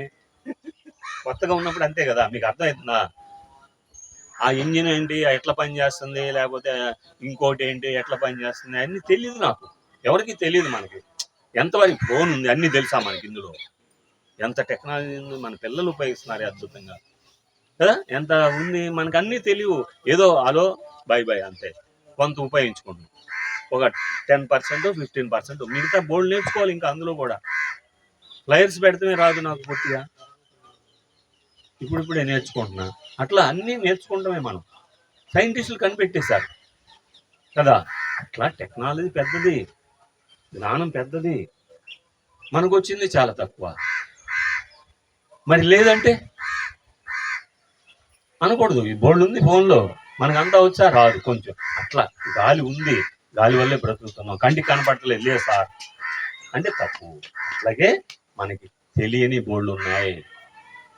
అసలు ఈ శ్వాస ఉందే, ఈ శ్వాస, దీని మీద ఒక ఆయన పరిశోధన చేసి, మన ఋషే, నా మాట ఎవరు వింటలేదు ప్రభుత్వాలు, దీని మీద విశ్వవిద్యాలయమే నడపగలను నేను అన్నాడు. ఒక కోర్సు కాదు, అంత సబ్జెక్ట్ ఉంది నా దగ్గర. నేను వెళ్ళిపోతే ఈ సబ్జెక్ట్ నాతోనే పోద్ది, నేను నేర్పిపోవాలని తపతపలాడుతుంటే అసలు ప్రభుత్వం పట్టించుకోవట్లేదు. చెప్తుంటే విశ్వవిద్యాలయమే నడపగలిగినంత ఉంది ఇందులో. మీకు అర్థమైందా? ఒక బుక్ కాదు, లేకపోతే ఒక క్లాసు కాదు. మీకు అర్థమైందా? విశ్వవిద్యాలయం అంత ఉంది నా దగ్గర, సబ్జెక్ట్ ఉంది, అంత పెద్దది ఇది. మనకేం తెలుసు అసలు కదా. శ్వాస వల్ల బ్రతుకుతున్నాం అనేది తెలుసు అంతే. మరి ఎంతమంది యోగులు చెప్పినా ముక్కులో గాలి దగ్గర ఉందరా రహస్యం అంతా అంటున్నారు. చూడండి, ఒక ఆయన అంటాడు, గాలిలోన పుట్టి గాలిలోన పెరిగి గాలిలోన మర్మంబు తెలియగలేదు, ముక్కులోన గాలి మరి ముక్తికి దారయ్య విశ్వదాభిరామ వినురవేమ. వేమనాచార్యులు వారు చెప్పారు. తప్పకుండా అంటే ఆ ముక్కులో గాలి దగ్గరే రహస్యం ఉంది. దాన్ని పట్టుకోమంటే మనం ఏం పట్టుకుంటున్నాం? అపార్ట్మెంట్లు పట్టుకుంటున్నాం, బంగారాలు పట్టుకుంటున్నాం కదా, బ్యాంక్ బ్యాలెన్స్. నేను పట్టుకున్నా, నేనేం తక్కువేం కాదు. నేను 2008 ముందు దాకా మాంసం పట్టుకున్నా, బంగారాలు పట్టుకున్నా, బ్యాంక్ బ్యాలెన్స్లు పెంచుకున్నా. ఇందులోకి రాకపోతే ఇంకా అయ్యే పట్టుకుంటా ఉండేవాడిని. నేను ఇక్కడ ఉండేవాడిని కాదు, చైతన్యలోను నారాయణలోను పనిచేస్తూ ఉండేవాడిని. అర్థమైందా? తర్వాత హాస్పిటల్కి వెళ్తా ఉండేవాడిని. ఇవన్నీ సత్యం, నిజం. ఎందుకంటే టెన్షన్లు ఉంటాయి అక్కడ. ఊరికే ఎవరు డబ్బులు ఆడి టెన్షన్లు పెట్టేస్తారు. ఆ టెన్షన్ వల్ల బీపీ, అనారోగ్యం. కొంతమంది అయితే ఇంకా రిటైర్ కాకముందే చనిపోయారు. 4 చోట్ల పనిచేస్తా బాగా సంపాదిస్తున్నారు, చూడు నా కారు ఎట్లా ఉందనేవాడు. అది కారు తోలటానికి లేట్ తర్వాత రిటైర్కి ముందే అని మనం విమర్శించటం కాదులే కానీ అంటే టెన్షన్లు. నాకు 2008లో ఎప్పుడైతే వచ్చానో అలెగ్జాండర్ కథ తెలిసింది, మీకు కూడా తెలుసుగా. అలెగ్జాండర్ ప్రపంచాన్ని జయించాడు. నా దగ్గర ఉన్నంత బంగారం ఎవరి దగ్గర లేదు అన్నాడు. అరే భారతదేశం గొప్పది అంటారు చాలా, నేను వెళ్ళమ్మదండి అది కూడా చేయిస్తాను నేను అని చెప్పి వచ్చాడు. అయితే ఆయనకు మైండ్లో ఒకటి ఉంది, భారతదేశంలో విజ్ఞానవంతులు ఉంటారు, అది కూడా చూద్దాం అసలు ఏంటో అని చెప్పి వచ్చాడమ్మ. 2 విధాలు వచ్చాడు. వస్తే అనుకుంటుండగానే విజ్ఞానవంతుడు ఒకడు వస్తున్నాడు. ఋషులు కదా, కానీ వాళ్ళలాగా విజ్ఞానవంతులు డాంబికంగా ఉండరు మన దేశంలో. ఎంత హైయెస్ట్గా వెళ్తాడో అంత సింపుల్ అయిపోతాడు. ఇది నిజమైన విజ్ఞానం. తప్పలు కొడదాం మన ఋషులు. ఎక్కడ వాళ్ళు పేరు కూడా చెప్పుకోరు. అందుకే మన లిటరేచరు ఎవరు రాశారో కూడా తెలియదు ఒక్కోసారి. అంత సింపుల్గా ఉండేవాళ్ళు మన వాళ్ళు.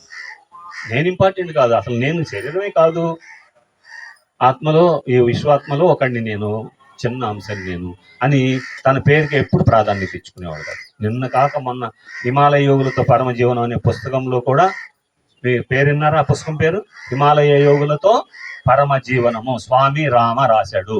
రాస్తే వాళ్ళు గురువు గారు ఏమన్నారు తెలుసా? అరే నువ్వు ఏదో అనుభవాలని పుస్తకం రాస్తున్నావు, నా పేరు ఎక్కడ రాయమాకు, నా పేరు ఎక్కడ రాయమాకు. నేనేమన్నాను తెలుసా? మీరేదో బ్యానర్ పెట్టేట్టున్నారు, 10,000 తీసుకున్నారు, జాగ్రత్త నా పేరు లేకపోతే అన్నాను నేను. నెక్స్ట్ టైం ఏమోనని నా హెచ్చరిక వాళ్ళకి, ఆర్గనైజర్స్ జాగ్రత్తగా ఉండండి, శ్యామలరావు అని ఉండాలా, స్పష్టంగా కనబడ. మన ఆర్భాటాలు ఇట్లా ఉంటాయి. ఆయన ఏమన్నాడు, నా పేరు ఎక్కడ ఉండకూడదు, ఇగో పెరుగుద్దని వాళ్ళ భయం. అంత నిరాడంబరంగా ఉంటారు వాళ్ళు.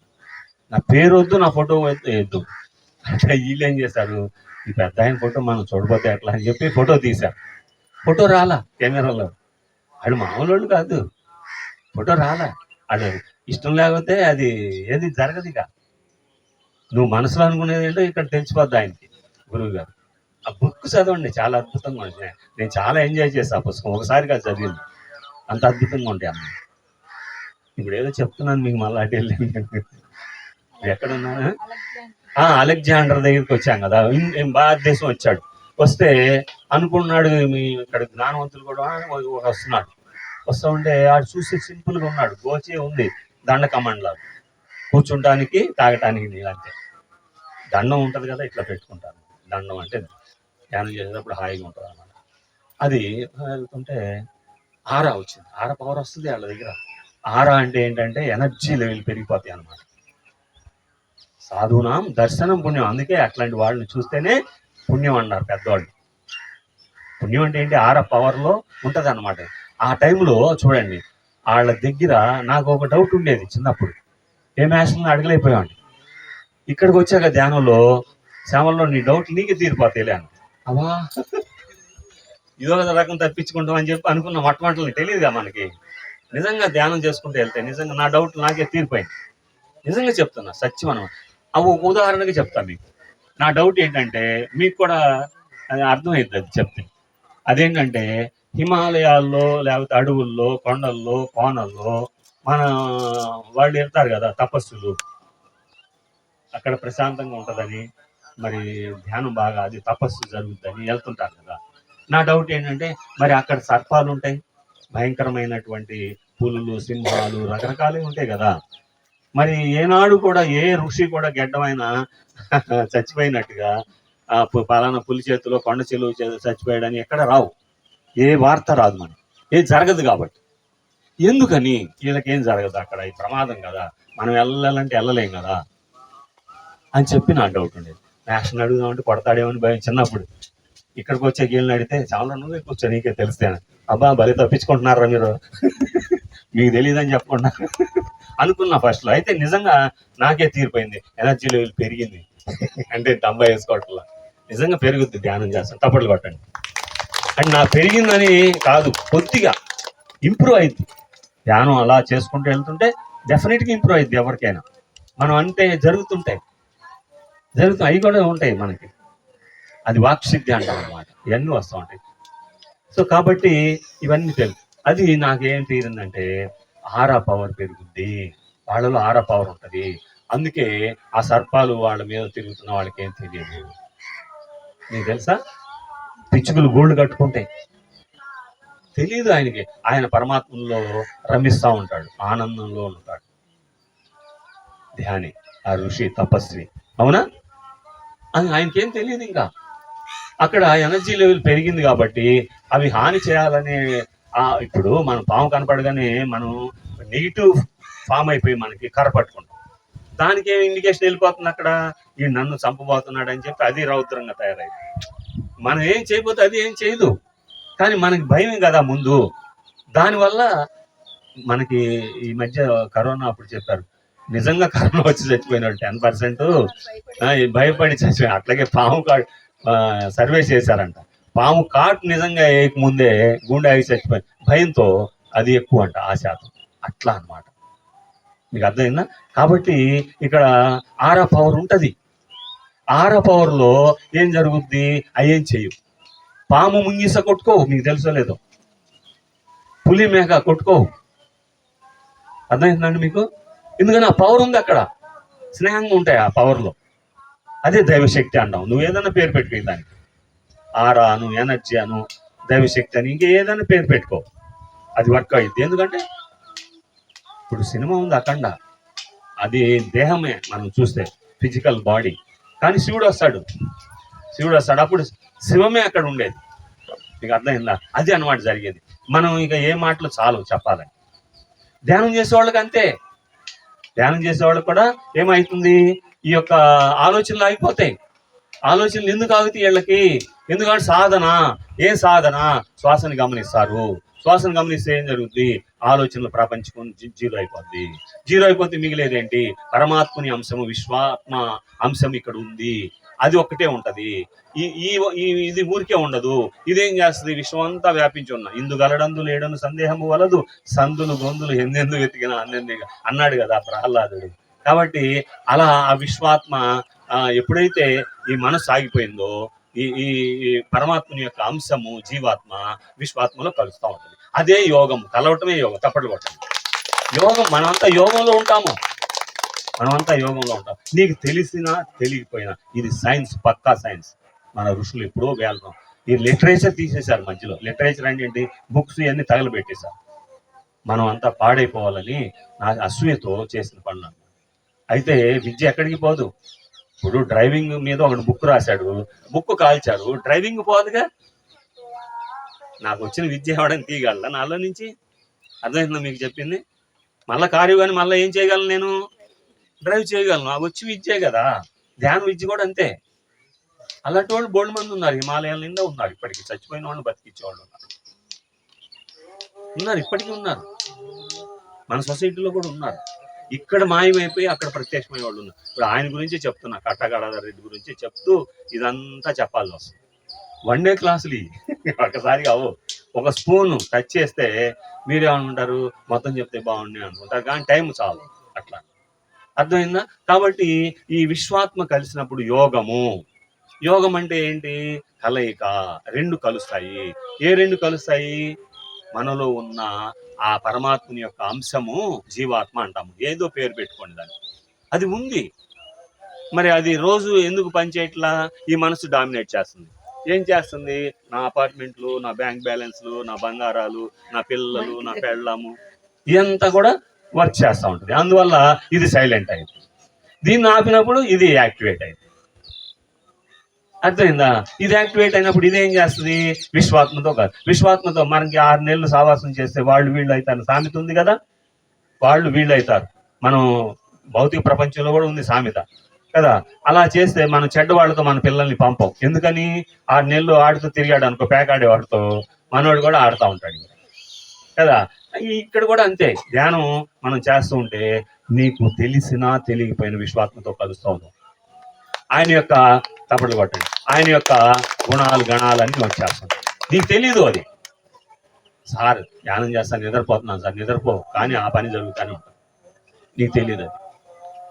మనం ఎట్లయితే కంటితో చూడట్లేదు కాబట్టి గాలి లేదు అనుకుంటానికి లేదో కదా, మనం ధ్యానం కూర్చుంటే నిద్రపోయాం అనుకుంటున్నాము, కానీ ఎనర్జీ వస్తూనే ఉంటుంది. ఆ ఎనర్జీ నిన్ను మారుస్తూనే ఉంటుంది, నీలో ఆ శక్తిని పెంచుతానే ఉంది. అందుకే నువ్వు మరి నీకు ఏదో హెల్పింగ్ హ్యాండ్ వెనకాల నడుపుతున్నట్లుగా నీ ఫీలింగ్ కలుగుతూ ఉంటుంది. నువ్వు అనుకున్న సంకల్పాలు నెరవేరుతూ ఉంటాయి. ఇవన్నీ కూడా జరుగుతూ ఉంటాయి అన్నమాట. నీలో ప్రేమ, దయ, కరుణ, సేవ, ఇవన్నీ గుణాలు వస్తూ ఉంటాయి. ఆ పరమాత్మని యొక్క లక్షణాలు అనమాట. ఇందాక అనుకున్నాం కదా, ఆ పేకాడే వాడితో వెళ్తే ఏమవుతాడు, మనోడు కూడా పేకాడు వచ్చేస్తుంది, 6 నెలల్లోనే వచ్చేస్తుంది. మనకు కూడా ఆయన గుణాలు వస్తాయి, వద్దన్న వస్తాయి. నీకు తెలీదు, నువ్వు వెళ్ళి కుర్చీలు చదువుతావు, నువ్వు వెళ్ళి వడ్డం చేస్తావు కదా. నువ్వు ఇంకోటి ఆకలితో బాధపడుతుంటే నువ్వు తినేది ఆపేసి, నువ్వు తినాల్సింది యాక్చువల్గా ఆపేసి వాడికి పెడతావు ముందు. నేను ఆడు 3 రోజులుగా లేవు, నేను పొద్దున కూడా చేశాను, టిఫిన్ కూడా చేశాను, నాకేం పర్లేదు. అది దైవ గుణం. ఇవన్నీ గుణాలు మనకు వస్తూ ఉంటాయి. అర్థమైందా? ఇది ధ్యానం అంటే అంతే అనుకుంటున్నాం మనం. ఎంతో ఉంటుంది, ఇంకా బోల్డ్ ఉంది కదా. కాబట్టి ఆ విధంగా అలెగ్జాండర్ వచ్చాడు. ఆరా పవర్ అనుకుంటున్నాం కదా, ఆరా పవర్ వచ్చేటప్పటికి ఈడెవడికి నమస్కారం చేయడు. అలెగ్జాండర్ గారు ది గ్రేట్, కాళ్ళు పేరు పెట్టుకునేవాళ్ళు వాళ్ళు. ఇప్పుడు చూడండి, బ్రిటన్ ఉందా, ఉత్త బ్రిటన్ కాదు, అది ది గ్రేట్ బ్రిటన్ అంటారు వాళ్ళు. మనం ది గ్రేట్ ఇండియాను ఎప్పుడు మనం డబ్బా వేసుకోం, నేను మాంసం తిన్నానని బోర్డు వేసుకోడు ఎవడు కదా. అంటే ఏంటి, వాళ్ళకి గ్రేట్ అవ్వాలా. మీకు అర్థమైందా? రవి అస్తమించని సామ్రాజ్యం, అది మేము గ్రేట్ అంటారు. వాళ్ళు గ్రేట్, నిజంగా గ్రేట్ అనేవాడు గ్రేట్ కాదు. నాకేమి తెలియదు అనేవాడు నిజంగా గ్రేట్. సింపుల్గా ఉంటారు మన వాళ్ళు, అంతా అంతే, నాకేం తెలియదా బాబు అంటారు. అది అనమాట. అట్లా అంటూ వస్తున్నాడు. వస్తూ ఉంటే చేతుల్లో, మన ఇండియన్స్ ఇట్లా చేస్తాం, నమస్కారం చేస్తాం, వాళ్ళేమో షేక్ హ్యాండ్స్ ఇస్తారు, ఇంగ్లీష్ వాళ్ళు కదా. అది మానేసి నమస్తే అన్నాడు. నమస్తే అని ఏమన్నాడు, స్వామీజీ 2 మాటలు అన్నాడు. నోట్లోంచి వచ్చేసిన, ఆడికి తెలియదు ఆడు ఏమన్నాడు కూడా. 2 మాటలు చెప్పండి అన్నాడు. ఆయన కను రెప్పేశాడు అంతే స్వామీజీ. ఎంతసేపు, ఒక కను రెప్పపాటు. థర్డ్ ఐలో కనిపించింది. వీడు విర్రవీగుతున్నాడు, గోతాలు కోట్లాది గోతాలు బంగారం ఉంది, నేను గొప్పవాడిని, ప్రపంచాన్ని జయించాను అనుకుంటున్నాడు అని అహంకారం కనపడిపోయింది. ఇక్కడ దివ్య దృష్టి ఉంటుందిగా, దాన్నే థర్డ్ ఐ అంటాం మనం, అవునా కాదా? దివ్య దృష్టిలో కన్ను రెప్పే. ఇంకా మనకైతే కన్ను మూసే చీకటి కనిపిస్తుంది కానీ కదా, వాళ్ళకి ఇలా కన్ను అంత. మనకు ఇంకోటి గురించి చూడరు వాళ్ళు, అవసరం. కానీ వాడు అడిగాడు ఇక్కడ, స్వామి 2 మాటలు చెప్పండి. ఏం చెప్పాలి, వీడికి అదేంటి అని చూశాడు. చూస్తే క్షణంలో తెలిసిపోద్ది అంతే, ఒక రెప్పపాటులో తెలిసిపోయింది. ఏమన్నాడు తెలుసా? వెంటనే నోట్లోంచి కూడా, ఎక్కువ మాట్లాడరు మనలాగా, క్లాసులు ఉండవు అక్కడ, అనుగ్రహ భాషణం, అనుగ్రహం ఉంటుంది వాళ్ళ దగ్గర, కొద్దిగా మాట్లాడతారు, అద్భుతమైన మాటలు. మనకు పెళ్ళి అవ్వట్లేదు, పడు నా ఎలా వెళ్ళిపోతున్నాడు స్వామి, కాళ్ళు మీద పడు అంటే వాళ్ళు అసలు ఈ కన్నులు రెప్పలు మూతలు పడిపోతుంటాయి. ధ్యానం అలవాటు కదా, పడిపోయి టచ్ అవుతాడు. టచ్ అవ్వగానే కళ్ళు తెస్తాడు. అయ్యా మా వాడి పెళ్ళి అవ్వట్లేదు, కరెంట్ వచ్చేస్తుంది అప్పటికే, కళ్యాణం వస్తూ అంటాడు, వెళ్ళిపోతాడు అంతే. అన్నోట్లోంచి వచ్చే పవరు అయిపోద్ది ఆడికి పెళ్ళి. ఆడి ఇంటికి వెళ్ళేటప్పటికే సంబంధం వచ్చి ఉంటుంది, కరెక్ట్గా ఫిట్ అయింది ఆడికి. అదే అనమాట. అప్పుడు దాకా అవట్లే ఆడికి, కళ్యాణం మస్తు అన్నాడు కదా, అయిపోద్దిరా బాబు. నోటి పవర్ అన్న, అది ఆరా పవర్. అర్థమైందా? అది కాబట్టి మనకు వస్తుంది అది. మనం ఏంటి, అడ్డమైన అబద్ధాలు, బూతులు, రకరకాలు అమలకలు, కవులు అన్ని మాట్లాడి, ఇదేమైతుంది, ఇది కత్తిపీట, పదును ఉంటుంది ముందు, దేవుడిచ్చిన పదును, దాన్ని అడ్డమైన అన్ని కోసి ఆ తాళ్ళు కోస్తాడు, అన్ని బండం అన్ని కోస్తుంటాడు. అది కూరగాయలు కోసుకోరని ఇస్తే, అది అడ్డమైన తాళ్ళు అన్ని కోసి బండబారింది సార్ అంటాడు. అంటే సానబెట్టిన అలా అంటే సాన్ తెలియదు అడిగి ఏం పెట్టాలి. ఏం చేయాలి సార్, మౌనం ముందు ధ్యానం చెయ్యి, అయ్యే సానబెడతాను. మౌనం ఉండడుగా, మౌనం ఉంటే కదా. 40 సంవత్సరాలు ఉన్నాడు ఎవరు, మెహర్ బాబా. 40 నిమిషాలు ఉండలేము మనం, ధ్యానం చేస్తుంటాడు అంటుంటాడు. ఆగదు, అలవాటు కదా. ఎందుకని చిన్నగా అయినా మాట్లాడితే వచ్చిన మాస్టర్కి వినపడదులే అని. మాస్టర్కి అన్నీ తెలుసు, కళ్ళు మూసుకున్నా తెలుసు. ఆడేమో టికెట్లు దొరుకుతున్నాయా, అక్కడ టికెట్లు దొరుకుతున్నాయి, మీ అమ్మ అనవసరంగా ఇక్కడికి వచ్చాను, అటు వెళ్ళాం బాగా, మా పిల్లలు కావాలి ఇవన్నీ ఇంట్లో మాట్లాడుకుంటుంటారు. ధ్యానం అన్నావు కదా సార్, ఏం ధ్యానం మీరిద్దరు మాట్లాడుతుంటే. అదే సార్, ఆడు టికెట్లు అడుగుతున్నాడు సార్, అఖండ టికెట్లు. వాళ్ళు సత్యం చెప్తారు, అది నచ్చుద్ది నాకు. అఖండ టికెట్లు ఏందిరా బండబడా, ఇక్కడ ధ్యానం గురించి చెప్తుంటే అఖండ టికెట్లు అంటారు. అది మంచి సినిమా అంట సార్, దేవుడి సినిమా. అదే సినిమాల్లో మళ్ళీ మంచి సినిమా ఆ టైటిల్స్ అట్లుంటాయి అనమాట. పోలేరా మంచిదేలే, అర్థమైందా? ఇప్పుడు అట్లా ఆరా పవరు ఆయన స్వామి చెప్పాడు కదా, ఏమన్నాడు? 2 మాటలే అన్నాడు. అడిగాడు అలెగ్జాండర్, అడిగితే ఏమన్నాడు? వస్తా ఒట్టిదే పోతా ఒట్టిదే నాయన అన్నాడు. ఇక అక్కడ లేడు, నడుస్తానే చెప్పేశాడు సమాధానం. మీకు అర్థమవుతుందా? వస్తా ఒట్టిదే పోతా అంటే ఏంటి అర్థం? వచ్చేటప్పుడు ఏం తేలేదురా నాయన, నువ్వు వెళ్ళేటప్పుడు ఏం తీసుకెళ్ళు, ఎందుకురా ఇదంతా శ్రమ పడుతున్నావు? అర్థమైందా మీకు? కోట్లాది సంచులు బంగారం ఉంది, నేనేదో బాగుకుంటాను ఇక్కడ, గొప్పవాడిని, ది గ్రేట్ అనుకుంటున్నావు, అసలు ఏమి తీసుకెళ్ళవు నువ్వు, ఎందుకు ఇదంతా అనేసాడు. అంతే, 2 మాటల్లోనే. మళ్ళీ ఉపన్యాసం కూడా ఉండదు. అర్థమైపోయింది. అప్పుడు ఇంకో టాపిక్ తెచ్చాడు ఎవడో పక్కనోడు. అయ్యా ఇక్కడ చూసే ఏమన్నా ఉన్నాయిరా అంటే, తాజ్ మహల్ ఇట్లాంటివి ఉంటాయి కదా, భారతదేశం వచ్చారు కదా, అడిగితే అట్లా ఏం లేవు కానీ సార్ ఒకడు ఉన్నాడు సార్, ఆయన చూడాలి సార్, ఆయన రమ్మన్నాడు. ఆడరాడు సార్, ఆడరాడు సార్. ఏయ్ అలెగ్జాండర్ ది గ్రేట్ రమ్మను ఆడిని, నేను చక్రవర్తిని అని చెప్తే ఆడు ఇంకా చక్రవర్తి సార్, ఆడు మొండోడు రాడండి. మనకి సామెత ఉంది తెలుగులో కదా, రాజు కంటే పవర్ఫుల్ మొండోడు అంట. ఆడి అసలు ఎవడం చంపుతాను రా, నేను కోసేస్తా, నేను కోసుకో స్వామి, నాగేంటి, నువ్వేం చేయలేవు నన్ను, మొండోడు అనమాట. అట్లాంటి వాడు ఉన్నాడు, డయోజనీస్ ఆడిపోయి గురువు గారి చెప్తుంది అన్నీ. అంటే ఇక ఏం చేస్తాడు, అలెగ్జాండర్ వెళ్ళాడు, వెళ్తే ఆడు చెట్టు కింద ఉన్నాడు, చొక్కా లేదు ఏమి లేదు, గోసే చేతే ఆనందంగా ఉన్నాడు, వచ్చేసి వెలిగిపోతున్నాడు, ఆనందంగా ఉన్నాడు. వెళ్ళాడు దగ్గరికి వెళ్ళి, ఏంటి నీ గొప్పతనం ఉన్నాడు, నేను అందరు వీళ్ళు చెప్తున్నారు గొప్పవాడిగా, ఏంటి నీ గొప్ప, వాట్ ఈజ్ యువర్ గ్రేట్నెస్ అని ఆడు అన్నాడు. మొండాడు కదా, నేను చెప్తాలే కానీ నీ గొప్పతనం ఏంటన్నాడు. ఆడు క్వశ్చన్ వేసాను, అలా కోసేస్తా, కంఠం కోస్తా, రాజులు కదా అంతే, తల గుమ్మం అదేంటి కోట గుమ్మానికి తల ఎలాడుద్ది అంటారు అనమాట, అంత కోపం వాళ్ళకి. ఈడేం చేయలేడు కదా, అందుకని ఈడే చెప్పాలి, నువ్వు అడిగావు కదా చెప్తున్నా నేను అని చెప్పి అలెగ్జాండర్ చెప్పాల్సి వచ్చింది సమాధానం. ఏమన్నాడు? కోట్లాది గోతాలు బంగారాలు సంపాదించాను, మరి ఎనలేని సంపద సంపాదించాను, మా ఇంటికి వెళ్ళి, మా దేశం వెళ్ళి, మా ఇంటికి వెళ్ళి కాలు మీద కాలు వేసుకుని ఆనందంగా నా శేష జీవితం అంతా గడిపేస్తాను. అవా అదే అలా నీ గొప్పతాను, మరి నేను ఏమి లేకుండానే ఆనందంగా ఉన్నానే అన్నాడు వీడు. కబడ్లు కొట్టండి అవన్నీ అక్కర్లా ఆనందంగా ఉంటానికి. ఆయన ఇంకోటి చెప్తున్నాను, వీడు తాడే మాస్టరే, నేను చెప్తున్నాను నువ్వు ఇంటికి కూడా వెళ్ళవుగా, మధ్యాహ్నం చచ్చిపోతావు, నేను చెప్తున్నాను అన్నాడు. జోసిని చెప్పేశాడు.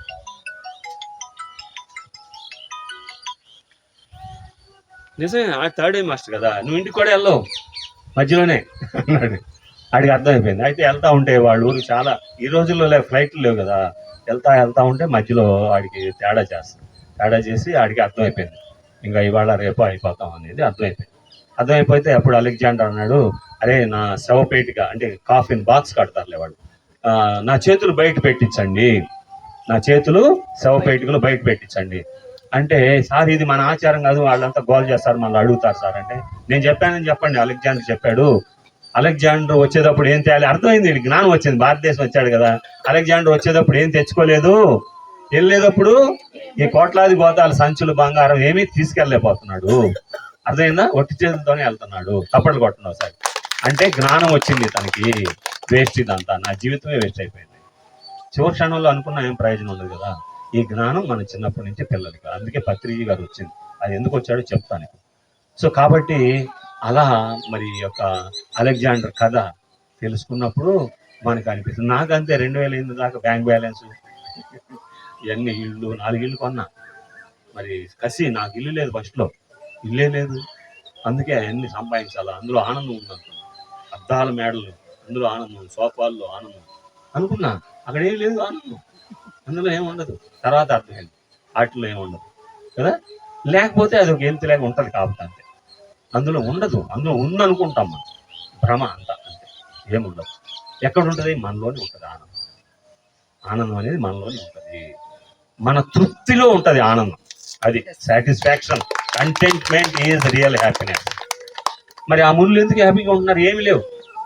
ఆ పక్షికి మనం వేస్తే కడుపు నిండగానే వెళ్ళిపోతుంది అంతే తప్ప, తీసుకెళ్ళి మూట కట్టి రేపు ఎల్లుండి నా పిల్లలు తర్వాత తరాలు అని అదేమన్నా దాస్తుందా?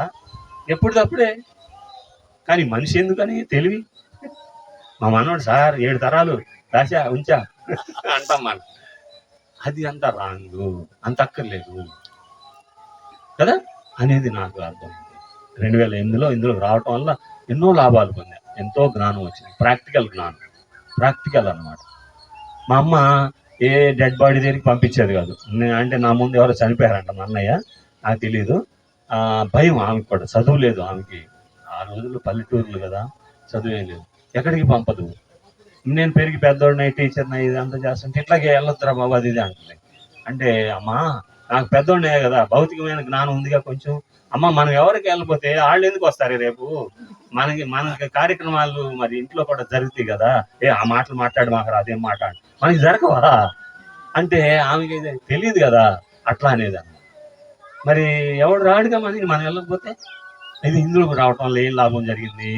అది తప్పే కాదు, కీడు కాదు, చెడు కాదు, అది భయంకరమైన పాపం కాదు, ప్రతి వాళ్ళకి నార్మల్. నీటి మీద బుడగ పడుద్ది కదా, చూస్తుండగానే ఏమైంది, అది పగిలిపోతుంది. అంతే మానవ జీవితం కూడా కదా. మరి మాకు మొన్న ఈ మధ్య పరిచయం అయ్యారు, ఒక నెల కిందట. ఆమె చాలా బాగుంది, అంటే మా అమ్మాయి అపార్ట్మెంట్ ముందన్నమాట. అది ఒకళ్ళు ఖాళీ చేసిన తర్వాత ఆ పెయింట్లు వేయించడానికి మేము వెళ్ళి అది చేస్తుంటే ఆ ఎదురుగుండా వాళ్ళు టీలు ఇవ్వటము, మంచిగా మాట్లాడటం ఇవన్నీ చేశారు. వాళ్ళు మాకంటే యంగ్, కొంచెం బాగున్నారు. ఆమె చాలా చక్కగా అవన్నీ పలకరించి అంతా చేసి మా ఇంటికి కూడా వచ్చారు. అంటే మా స్నేహం పెరిగింది కదా, ఇంటికి వచ్చారు, చక్కగా అది పెడితే మా మిస్సెస్ తిన్నా, అంత బాగుంది, అంత హ్యాపీ. మరి మొన్న 15 రోజుల కిందట ఆమె చనిపోయిందని మళ్ళా వార్త. ఎంత బాగుందో మనిషి, ఏ ఆరోగ్యం ఏమి లేదు, సిమ్టమ్సే లేవు. కార్తీక మాసంలో భోజనానికి వెళ్ళి వచ్చారంట. రేపు ఇంకో చోట భోజనాలు ఉన్నాయి, వెళ్దాం అనుకుని ప్లాన్ చేసుకున్నారు, చక్కగా పడుకుంది, అంతే, లేవలేదు. మరి ఏం చెప్తాం అంటే, నేననేది మనిషి డెత్ లేని వాళ్ళు ఎవరు ఉంటారా చెప్పండి కదా, ఉండరు కదా. అది అర్థం అవడానికి బుద్ధుడి దగ్గరకు ఒక ఆమె, మా అబ్బాయి చనిపోయాడు, అయ్యా బతికించి, నువ్వు చాలా పవర్ఫుల్ అని తెలిసింది, బతికిస్తాను నేను, కానీ ఒక షరతు. ఇక్కడ ఇల్లు ఉన్నాయి కదా, ఈ గ్రామంలో 100 ఇల్లు ఉన్నాయి సుమారుగా, చిన్న గ్రామం. ఒక ఇంటికి వెళ్ళి చావులేని ఇంట్లో కొన్ని గుప్పుడు ఆవాలు తీసుకురా, నేను మీ వాడిని లేపు కూర్చోబెడతా, బతికిస్తాను అంత. వెళ్ళింది, అంతలోకి నువ్వు తెమ్మనేలే కానీ మా ఆవిడ కోసం ఏదైనా తల్లి కదా పాపం. వెళ్ళింది, అయ్యా ఆవాలు పెట్టండి కొంచెం అంటే తీసుకురావడానికి వెళ్తుంటే, ఆగాగునైనా మీ ఇంట్లో ఎవరన్నా చనిపోయారా, చనిపోకుండా ఎవరైనా ఉన్నారని. మా తాతయ్య చచ్చిపోయాడు, మా నాయనమ్మ చచ్చిపోయింది అన్నది సార్. ఆ ఇల్లు ఇంకో అట్లా వెళ్తా ఉంటే 100 ఇళ్ళల్లో ఎవరో ఒకళ్ళు ఏదో టైంలో ఎప్పుడోకప్పుడు చనిపోరా. అప్పుడు వచ్చింది, ఇంకేం అడగల, జ్ఞానం ప్రాక్టికల్గా ఇస్తాడు బుద్ధుడు, ఇంకేం అడగల, బతికించమని అడగల. ఇంకా అంటే ఏంటి, అది సహజము, మీకు అర్థమైందా? సహజం అది. ఎందుకని మన పని అయిపోగానే ఇక్కడ ఈ భూమి మీద ఈ బాడీ పడిపోద్ది అంతే, ఈ లోపల ఉండేటువంటి ఆ జీవాత్మ వెళ్ళిపోతుంది. ఇది మరి మనకి తెలిసినా తెలియకపోయిన సత్యమే. ఇది పెద్దవాళ్ళు, ఋషులు, జ్ఞానులు, పత్రిజీ, బుద్ధుడు, ఇట్లాంటి వాళ్ళకి తెలుసు. మరి వాళ్ళు చెప్తే మనకేమో భయం వేస్తుంది, ఏంద్రబాబు ఇట్లా చెప్తారు, సత్యం అదే, ఉన్నది అదే కదా. మరి మా అమ్మకి తెలియదు, చదువు లేదు, అస్సలు జీరో. చదువు వల్ల కూడా వచ్చేది ఏమి ఉండదు, ఇది వేరే జ్ఞానం, ఈ చదువు వేరు కదా. అందువల్ల ఎలమగనైనా కీడు, ఆ ఇంట్లోకి వెళ్ళి మళ్ళీ ఇంట్లోకి రావద్దని మా ఊళ్ళో కొంతమంది. నేను మా ఫ్రెండ్స్ ఎవరైనా చనిపోతే వెళ్తాం కదా, వెళ్తే ఆ ఇంటికి వెళ్ళి ఎవరు నువ్వు రామా, ఇంట్లోకి రామా. మా మేనమా అన్నాడు, వెళ్తుంటే నువ్వు ఆ ఇంటికి వెళ్ళేవారా అన్నాడు. వెళ్ళాను అయ్యా, చూసి వస్తున్నాను. అయితే రామాక మా ఇంటికి. ఏం మా రామద్దు అంటున్నావు అంటే, నువ్వు ఆ ఇంటికి వెళ్ళావు కదా, రామాకి ఇప్పుడు తర్వాత వచ్చినప్పుడు రా అని. అంటే మా ఊళ్ళో అట్లా ఉంటాయి, మరి అన్ని ఊళ్ళో ఎట్లా ఉంటాయి నాకు తెలియదు కానీ అట్లా. అంటే ఇది మూఢనమ్మకాలు కదా. అది మరి మా అమ్మ కూడా అంతే, ఇంక్లూడింగ్ మై మదర్ కదా, అట్లా.